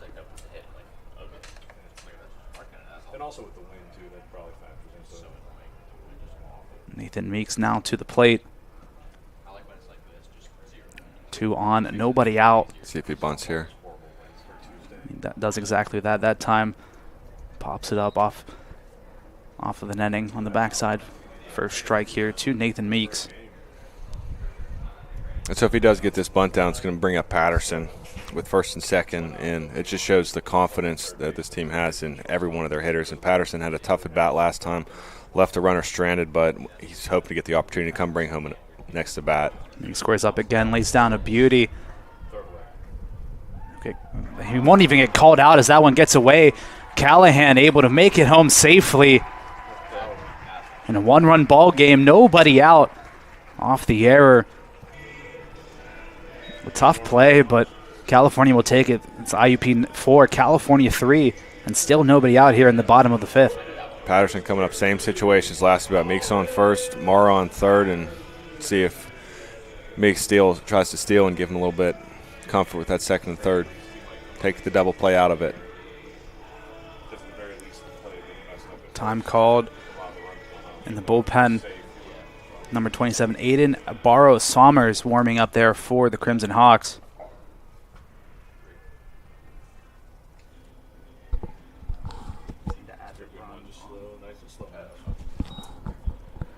And a team meeting here for the Vulcans. They try to talk over some strategy. As a player, I'm sure you've been a part of a couple of those talks there. What's the game plan going in to this at-bat here for Patterson? In this situation, I think there's 2 things that they're probably talking about. One of them could be the base running situation, whether they're going to steal, maybe getting a rundown, or if they're going to potentially squeeze here. Usually it would probably be a safety squeeze. But I'm thinking they're talking about either Meeks taking second, getting into a rundown if the throw beats him, or if they're going to lay down a bunt and take that route to score. And we've seen the Vulcans score in a couple of these plays where they get caught in the rundown in between first and second. And a hit and run pays off. Mara will score easily. Meeks goes from first to third. And it's a tie ball game here in the bottom of the 5th inning. California 4, IUP 4. 4 unanswered here for the Vulcans. An RBI single here for Colin Patterson. Great at bat from Patterson. Comes up, same situation as last time, and just picks his team up with a huge at bat. And now they're going to get some speed on the bases. Into the game now to pinch run. Caleb Collins now at first here for the Vulcans. Kyle Rizzo now to the plate. Jake Black still out there here for the Crimson Hawks. Runners on the corners, nobody out. First pitch, a called strike on the outside corner.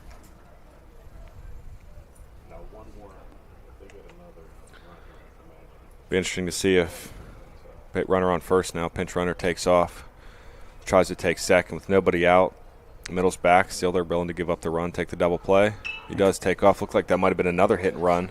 Works out perfectly. Great job by Rizzo doing a job bringing the run home. Good play by the shortstop getting out on it. And the Vulcans take the lead 5-4 on the RBI ground out by Rizzo. He does the job. Collins, after taking off, breaks up the double play, able to get into second safely. So runner on second, 1 out here for Icon Jones. And the Vulcans now with the lead.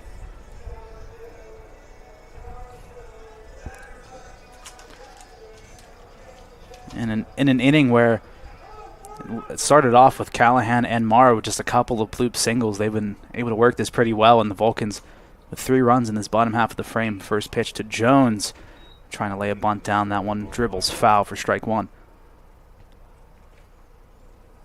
He's a threat in the box, whether it is with a bunt or just swinging the bat. Great speed. And with the runner on second, he's got a lot of options. See if Jones chooses the correct one here. 0-1 count. Collins on second, 1 out. The 0-1 pitch taken low for ball 1. I'm surprised they've left Black on the mound this long, although, again, same thing that happened to Holmes. He's not getting hit hard. He's pitching decent. He's just getting get some tough luck on balls dropping in. A lot of weak contact that's working out for the Vulcans. 1-1 pitch from Black. Strike called at the top of the zone. 1 ball, 2 strikes here to Jones. That's what I was about to ask you. In a situation like this, at what point do you give Black, what's the leash here for Black? If he's able to get this out here, you try to get him to get through this inning, or? It's really a tough decision because, he's getting weak contact. And I know 2 of the last at-bats for Cal that's an interesting 1-2 bunt attempt. That's a big pitch for Black, though, to get there. 2 outs. See if he can finish out with a 9-hitter. But back-to-back hit and runs that scored runs for the Vulcans. Now, obviously, the runner on third was not stealing. It was the runner on first that was taken off. But 2 very well executed at-bats by Patterson and Rizzo. And so I think it's a great call to put that sign in there. And that's what they were talking about on the offensive timeout. Runner on second, 2 outs. First pitch to Ford. He said he went around on the check swing. First strike here from Black. And again, you have to expect after this at bat, it'll probably be the end of his afternoon. And again, with him and Holmes, just the way the baseball breaks, sometimes a little bit unlucky, just some weak contact, but the Vulcan's able to spin it and make it work. The 0-1 called strike on the outside part of the plate. Ford now behind 0-2 in the count here.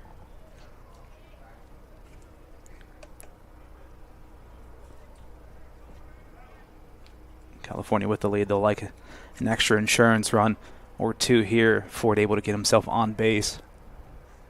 Collins on second, 2 outs. The 0-2 from Black. Fouled back. That's an interesting steal a third, but he got a good jump on it. I think Black's locked in on the hitter right here. He needs to get this guy if he wants to get through this inning. It'd be interesting to see if he has to pitch to one more because he's executed well against Evans today. So it depends if you want to switch that up or he says, I got one more guy before we go to the pen. The 0-2 to Ford, high and inside, and I think that time a little worried about Collins taking off as the catcher immediately looking for the throwdown. 1-2 now the count here to Peyton Ford.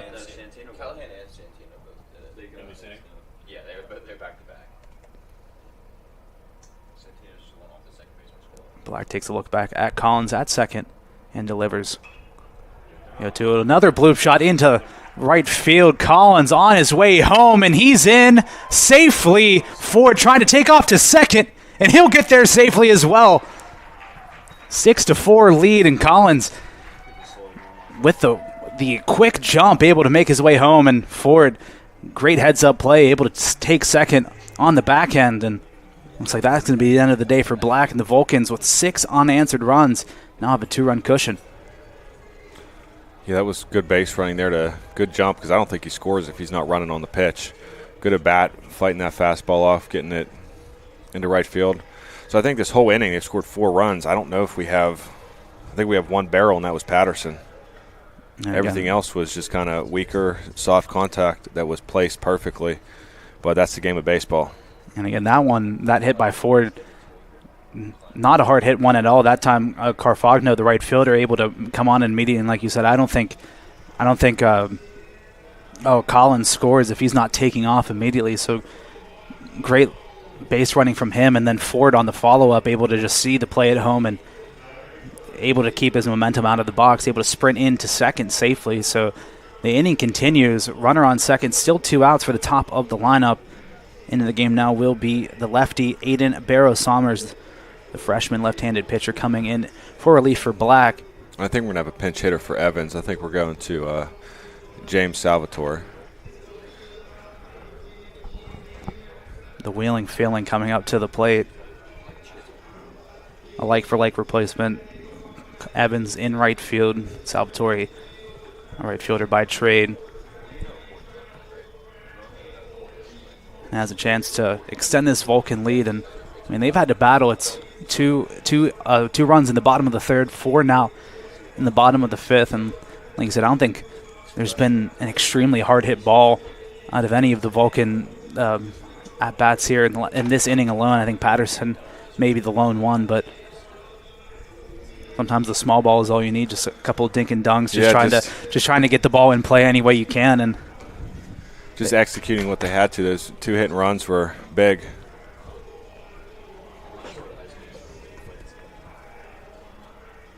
And after the warm-up, a couple more pitches here for Barrow Somers. Salvatore will step into the box here.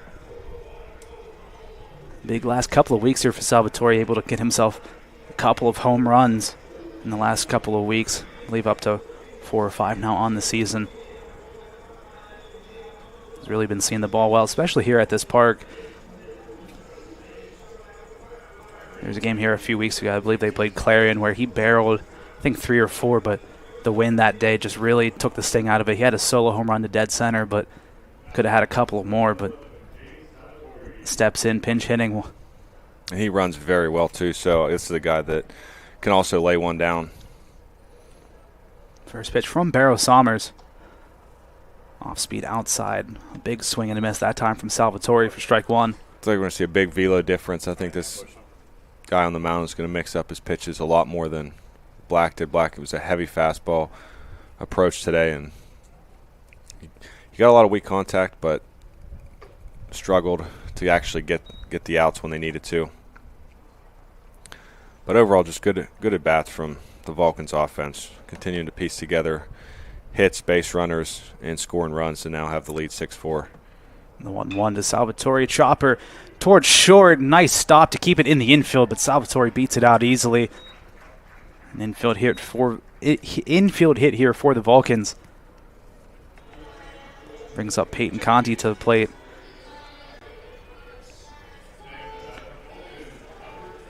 A couple different base running options you have right here, especially with the left-handed move. You get a big knee kick over there. It's a kind of can give yourself up at first base, but you're going to score that runner from third if you leave correctly.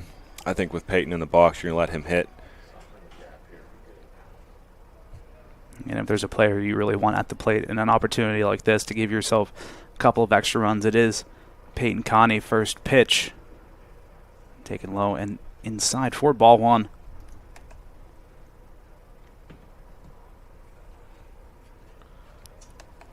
Runners on the corners, 2 outs here in the bottom of the 5th. California up 6-4. Salvatore taken off and misplayed that time by the catcher. Landers not ready for it, and Salvatore easily able to make his way into second base. So 2 runners in scoring position and a 2-out count here for Peyton Conti. He had a great jump at first base. He was going first move, and it wouldn't matter if that was a fastball on a pitch out. His jump was too good. He's too quick. It was an automatic base. 2-1 pulled foul. And even with Salvatore's speed, it's nice to have both runners in scoring position here because, you know, Peyton can hit the living heck out of the ball, and if he's able to get one in the outfield, both of these runners likely to come around and score. 2-1. That one roped down the line, just foul. Good 2-1 swing right there. It's about 5 feet foul. Count even now at 2-2. 2 on, 2 out. Bottom of the 5th inning. Shading him strongly to pull. Pitched. Again, pulled foul. Count remains at 2-2. Heading towards the Vulcan bullpen.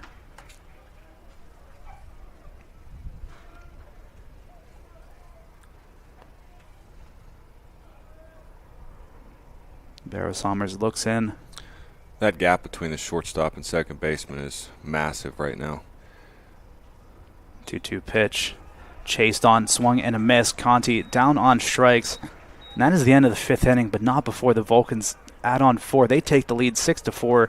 We'll take a quick break, and we'll be right back right here on CUTV, CUTV Sports 1, and the PSAC Digital Network.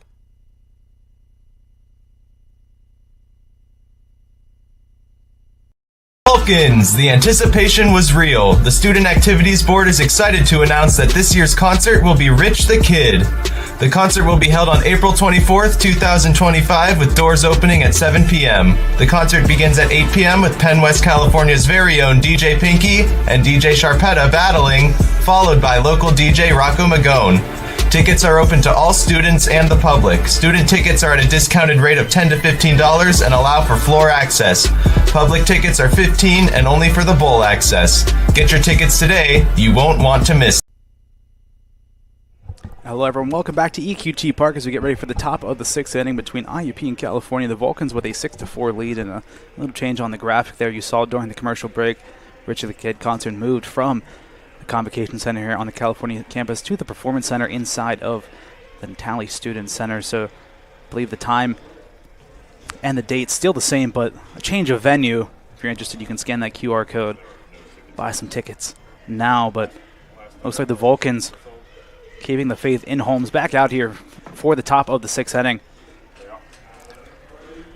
He's done a good job continuing to earn innings. I mean, after that second inning that was a little bit tough, he got him out of a little jam in the third, and he has just been lights out in the fourth and fifth. Pinch hitter here for the Crimson Hawks. Gardner Fravel to the plate. First pitch from Holmes, high and inside for ball one. I think we'll see a shorter leash on him this inning.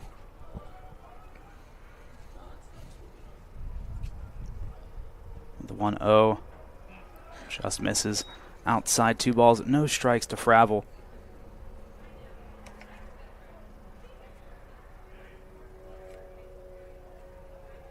Holmes working quickly here, bunt squared up and called strike down the middle there. 2 balls, 1 strike here to Fravel, the freshman infielder.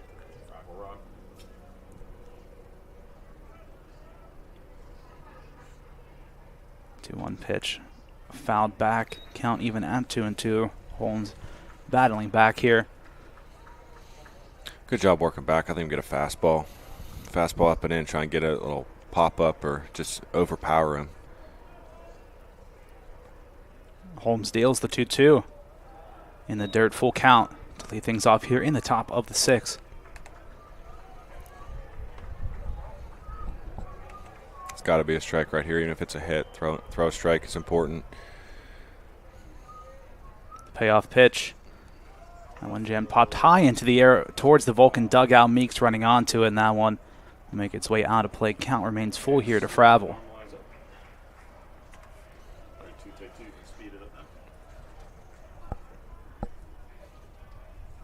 And again, the Vulcan bullpen not in real any hurry to get warming things up here. Holmes giving at least this at bat, maybe a couple more. Payoff pitch. Curveball outside, it hits him as well. Fravel will take first base and a leadoff base runner here for the Crimson Hawks.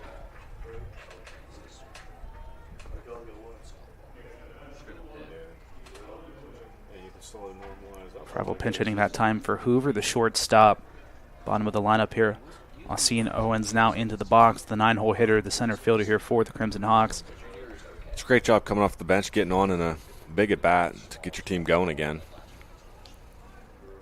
Slash. Square up. Conti able to make the play. But Fravel able to advance over to second. A swinging bunt. So runner in scoring position, 1 out here for the top of the lineup for the Crimson Hawks. Ricardo Aponte now to the plate.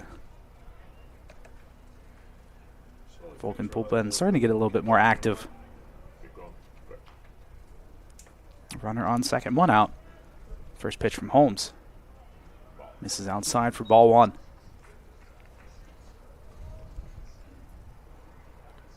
Seen Aponte make a couple of nice plays out in left field there for the Crimson Hawks. I'm trying to do some damage behind the plate. The 1-0.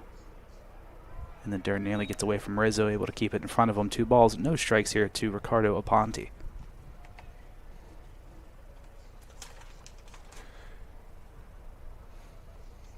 Big hitters count right here. He needs to be ready to go. It's a big run on second, big run at the plate. He's got 2-0. Guys probably just going to get over with a fastball. Pulls that one. A back pick attempt. Fravel off the bag, and he's out. Nice play by Rizzo. That's a great play by Rizzo, getting that, keeping it in front. Perfect threat on a second. And a huge second out for Cal. Races the base runner. 3-0 count here to Aponte, but 2 outs. Runner on second, waved away. I mean, that is a major momentum killer. Ponte takes the 4-pitch walk. He'll head on over to first. But the runner in scoring position taken off the board, and one more out in here needed for Holmes to get through the inning here. Mitchell Grosh now to the plate. Ryan Sluck and Josh Bryson both starting to get their arms warmed up in the bullpen.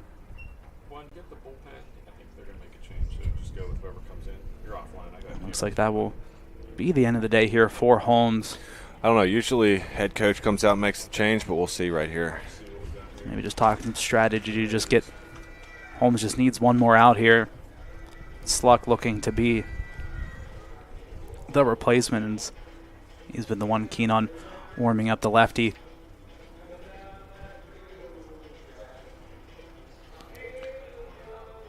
I think they're going to give Holmes one more batter, and then they go ahead to, you said that Sluck down in the pen, go ahead and bring him in if need be. And Mitchell Grosh, the second baseman, now at the plate. And a big difference between having a runner on second with one out, having a runner on first with 2 outs. Great play that time by Rizzo. And the entire infield, Ford and Mara, both on the same page, able to get close to the bag and read that play all the way. First pitch, dragged outside, 5 balls in a row now here for Holmes. He's got to stay through Rizzo, throw right through him. He's coming off to the side a little bit, falling off, and that's why I've seen a lot of stuff be pulled off the plate. Good bounce back pitch right there. 1-0 hangs up for Salvatore to make the grab, and through 6, California with the lead. Holmes able to take a sigh of relief there as he's able to get out of it, and that'll be it for Holmes tonight. It's 4 innings in a row he's able to put up blanks on the board here for the Crimson Hawks. He said after that second inning he was really able to get himself back into it and able to calm the game down and pitched himself a great performance. Even though the 4 runs came across, I thought he pitched well, and after that he was really able to bounce back. We head towards the bottom of the 6th. California with a 2-run lead. And while we have a second on your screen, make sure to follow Cal Vulcans on all social media platforms to keep up to date with everything Vulcan Athletics. If you want more information on the upcoming games, head on over to calvulcans.com, especially in the season like this with a lot of the outdoor events. You never know what's going to happen with the weather. So go over to calvulcans.com or follow Cal Vulcans on all social media to keep up to date with everything Vulcan Athletics, run by our great friend in the other room, Mr. Matthew Kiefer. Going to Gary for some advice on golf in between innings. Tell you what, the course was packed yesterday. It was like one of the first nice days here in a while. I mean, I live right next to a golf course, and every single day, even when it's not nice out, I see at least 2 or 3 people out. But the last couple, yesterday and today, on the way in, there was a ton of people going out there just trying to get a couple holes in. That means bad pace of play.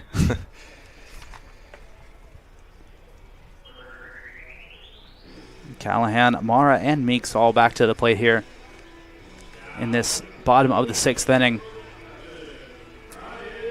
Callahan led it off with an check swing single to right field to start off the bottom of the 4th inning, or the bottom of the 5th inning, and he came around to score eventually. First pitch fouled off. Completely different style of pitcher here that IUP's replaced their starter with, and so as a hitter you got to be quick to adjust. I mean, you go higher velo fastballs right to a softer lefty, lots of off speed, more of a spot guy. Rips it towards short, a juggle, and nothing more. Callahan safely into first. We've seen that a couple of times by the shortstop. That time it was Fravel who just came in for Hoover, unable to make the play at short, and a leadoff base runner here for California. I was going to ask you, how hard is that to make that adjustment? Like you said, you see a guy for a couple of at-bats just peppering hard fastballs as Mara sends this one high into left field. Camping under it is Aponte, and he makes the grab. So that's where you have to have that change of approach a little bit. Like with a lefty, especially this guy on the mound, his fastball runs a lot, and everything he throws aside from his curveball or slider is going to move away from you, which means, let's say, for example, if I was facing the IUP starter today, especially with where the wind's going, I'm definitely looking for middle half, middle in, so I can turn on the ball, and he actually gave a lot of fastballs inside. And then we completely changed to the lefty running away, working away. Your approach needs to stay more middle, gap to gap, on a line. And really, just anything has to stay out of the air today because of the wind, unless you're going from the first light pull over, or it's just going to get knocked down. 1-0 count here to Nathan Meeks. Runner on first, one out. That one low and inside. 2 balls, no strikes here to the third baseman.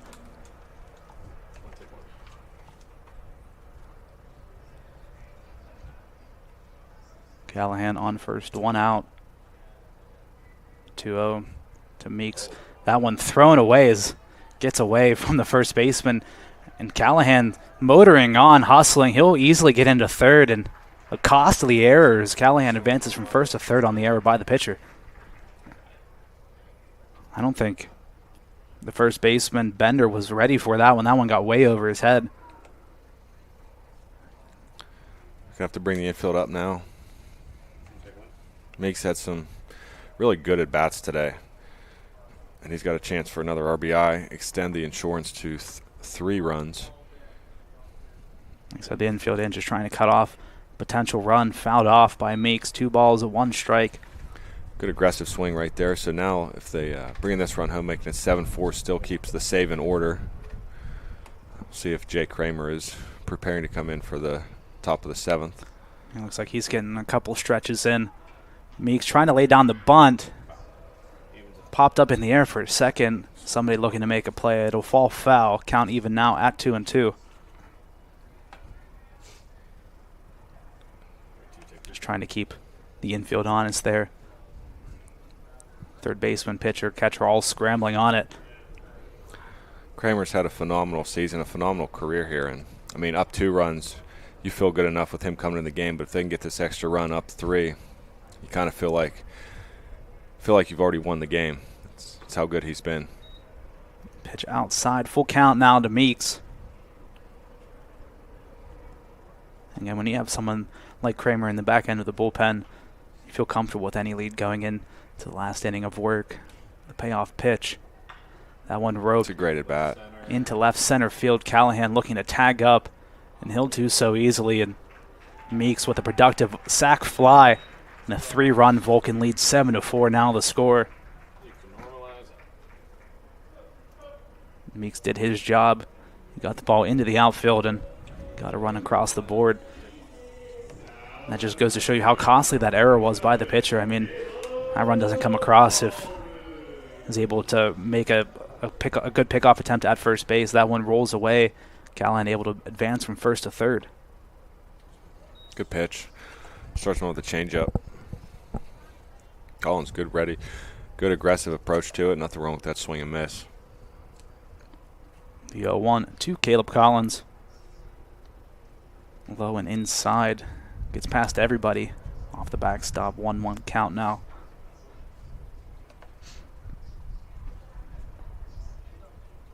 Collins came in for Patterson, designated hitter.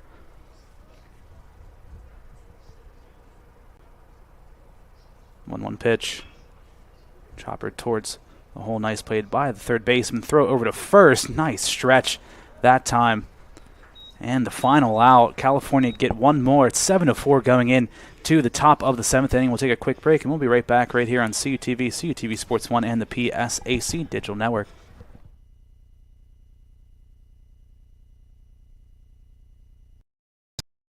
The Pennsylvania State Athletic Conference celebrates the athletic and academic excellence of its student athletes. Last year, over 4,000 achieved at least a 3.25 GPA to earn recognition as a PSAC Scholar Athlete. Athletically, over 70 PSAC teams qualified for the NCAA championships. Champions on the field, champions in the classroom, making the PSAC proud.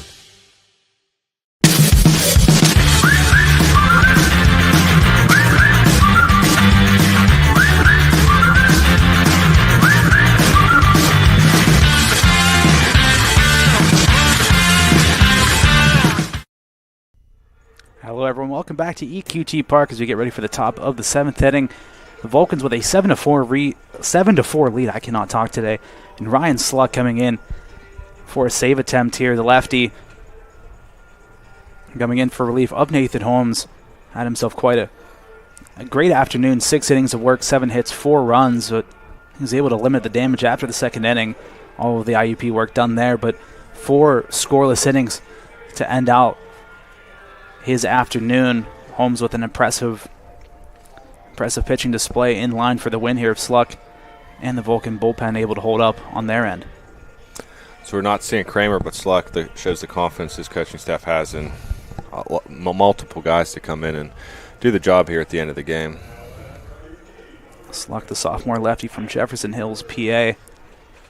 And looking to close things out here, Huber, Johnson, and Carfagno. 4, 5, 6 hitters here for the Crimson Hawks. First pitch from Sluck upstairs for ball 1.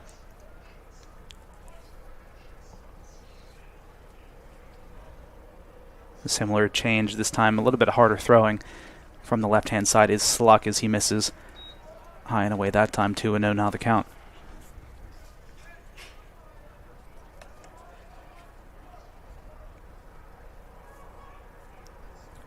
To a pitcher from Sluck in there for strike 1. Huber watching that one go by him.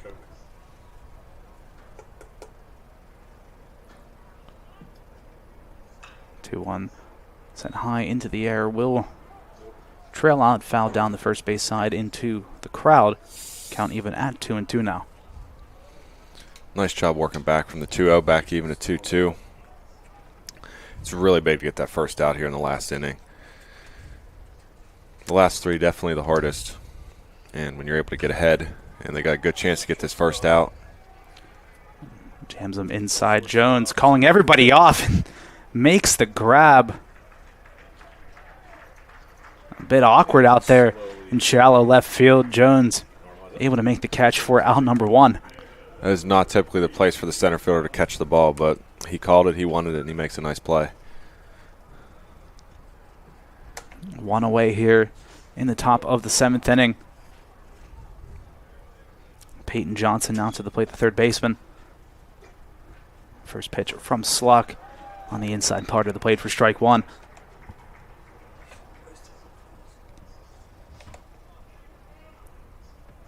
Top of the 7th inning, the Vulcans with a 3-run lead. The 0-1 high count even now at 1-1.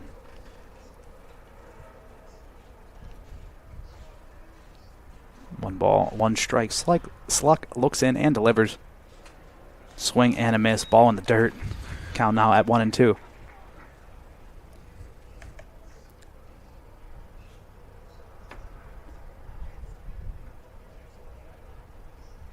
Johnson steps in. The 1-2 pitch. Swung on and missed. Strike 3 for Sluck and 2 away. Crimson Hawks down to their final out.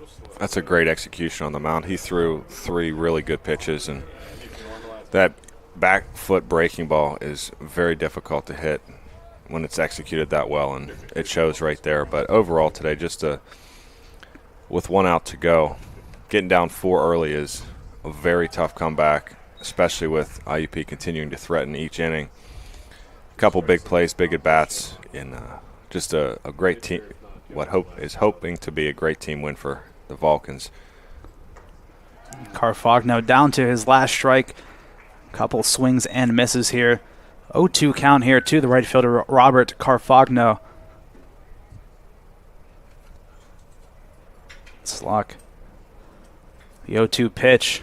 High and inside, trying to get Carfagno to chase.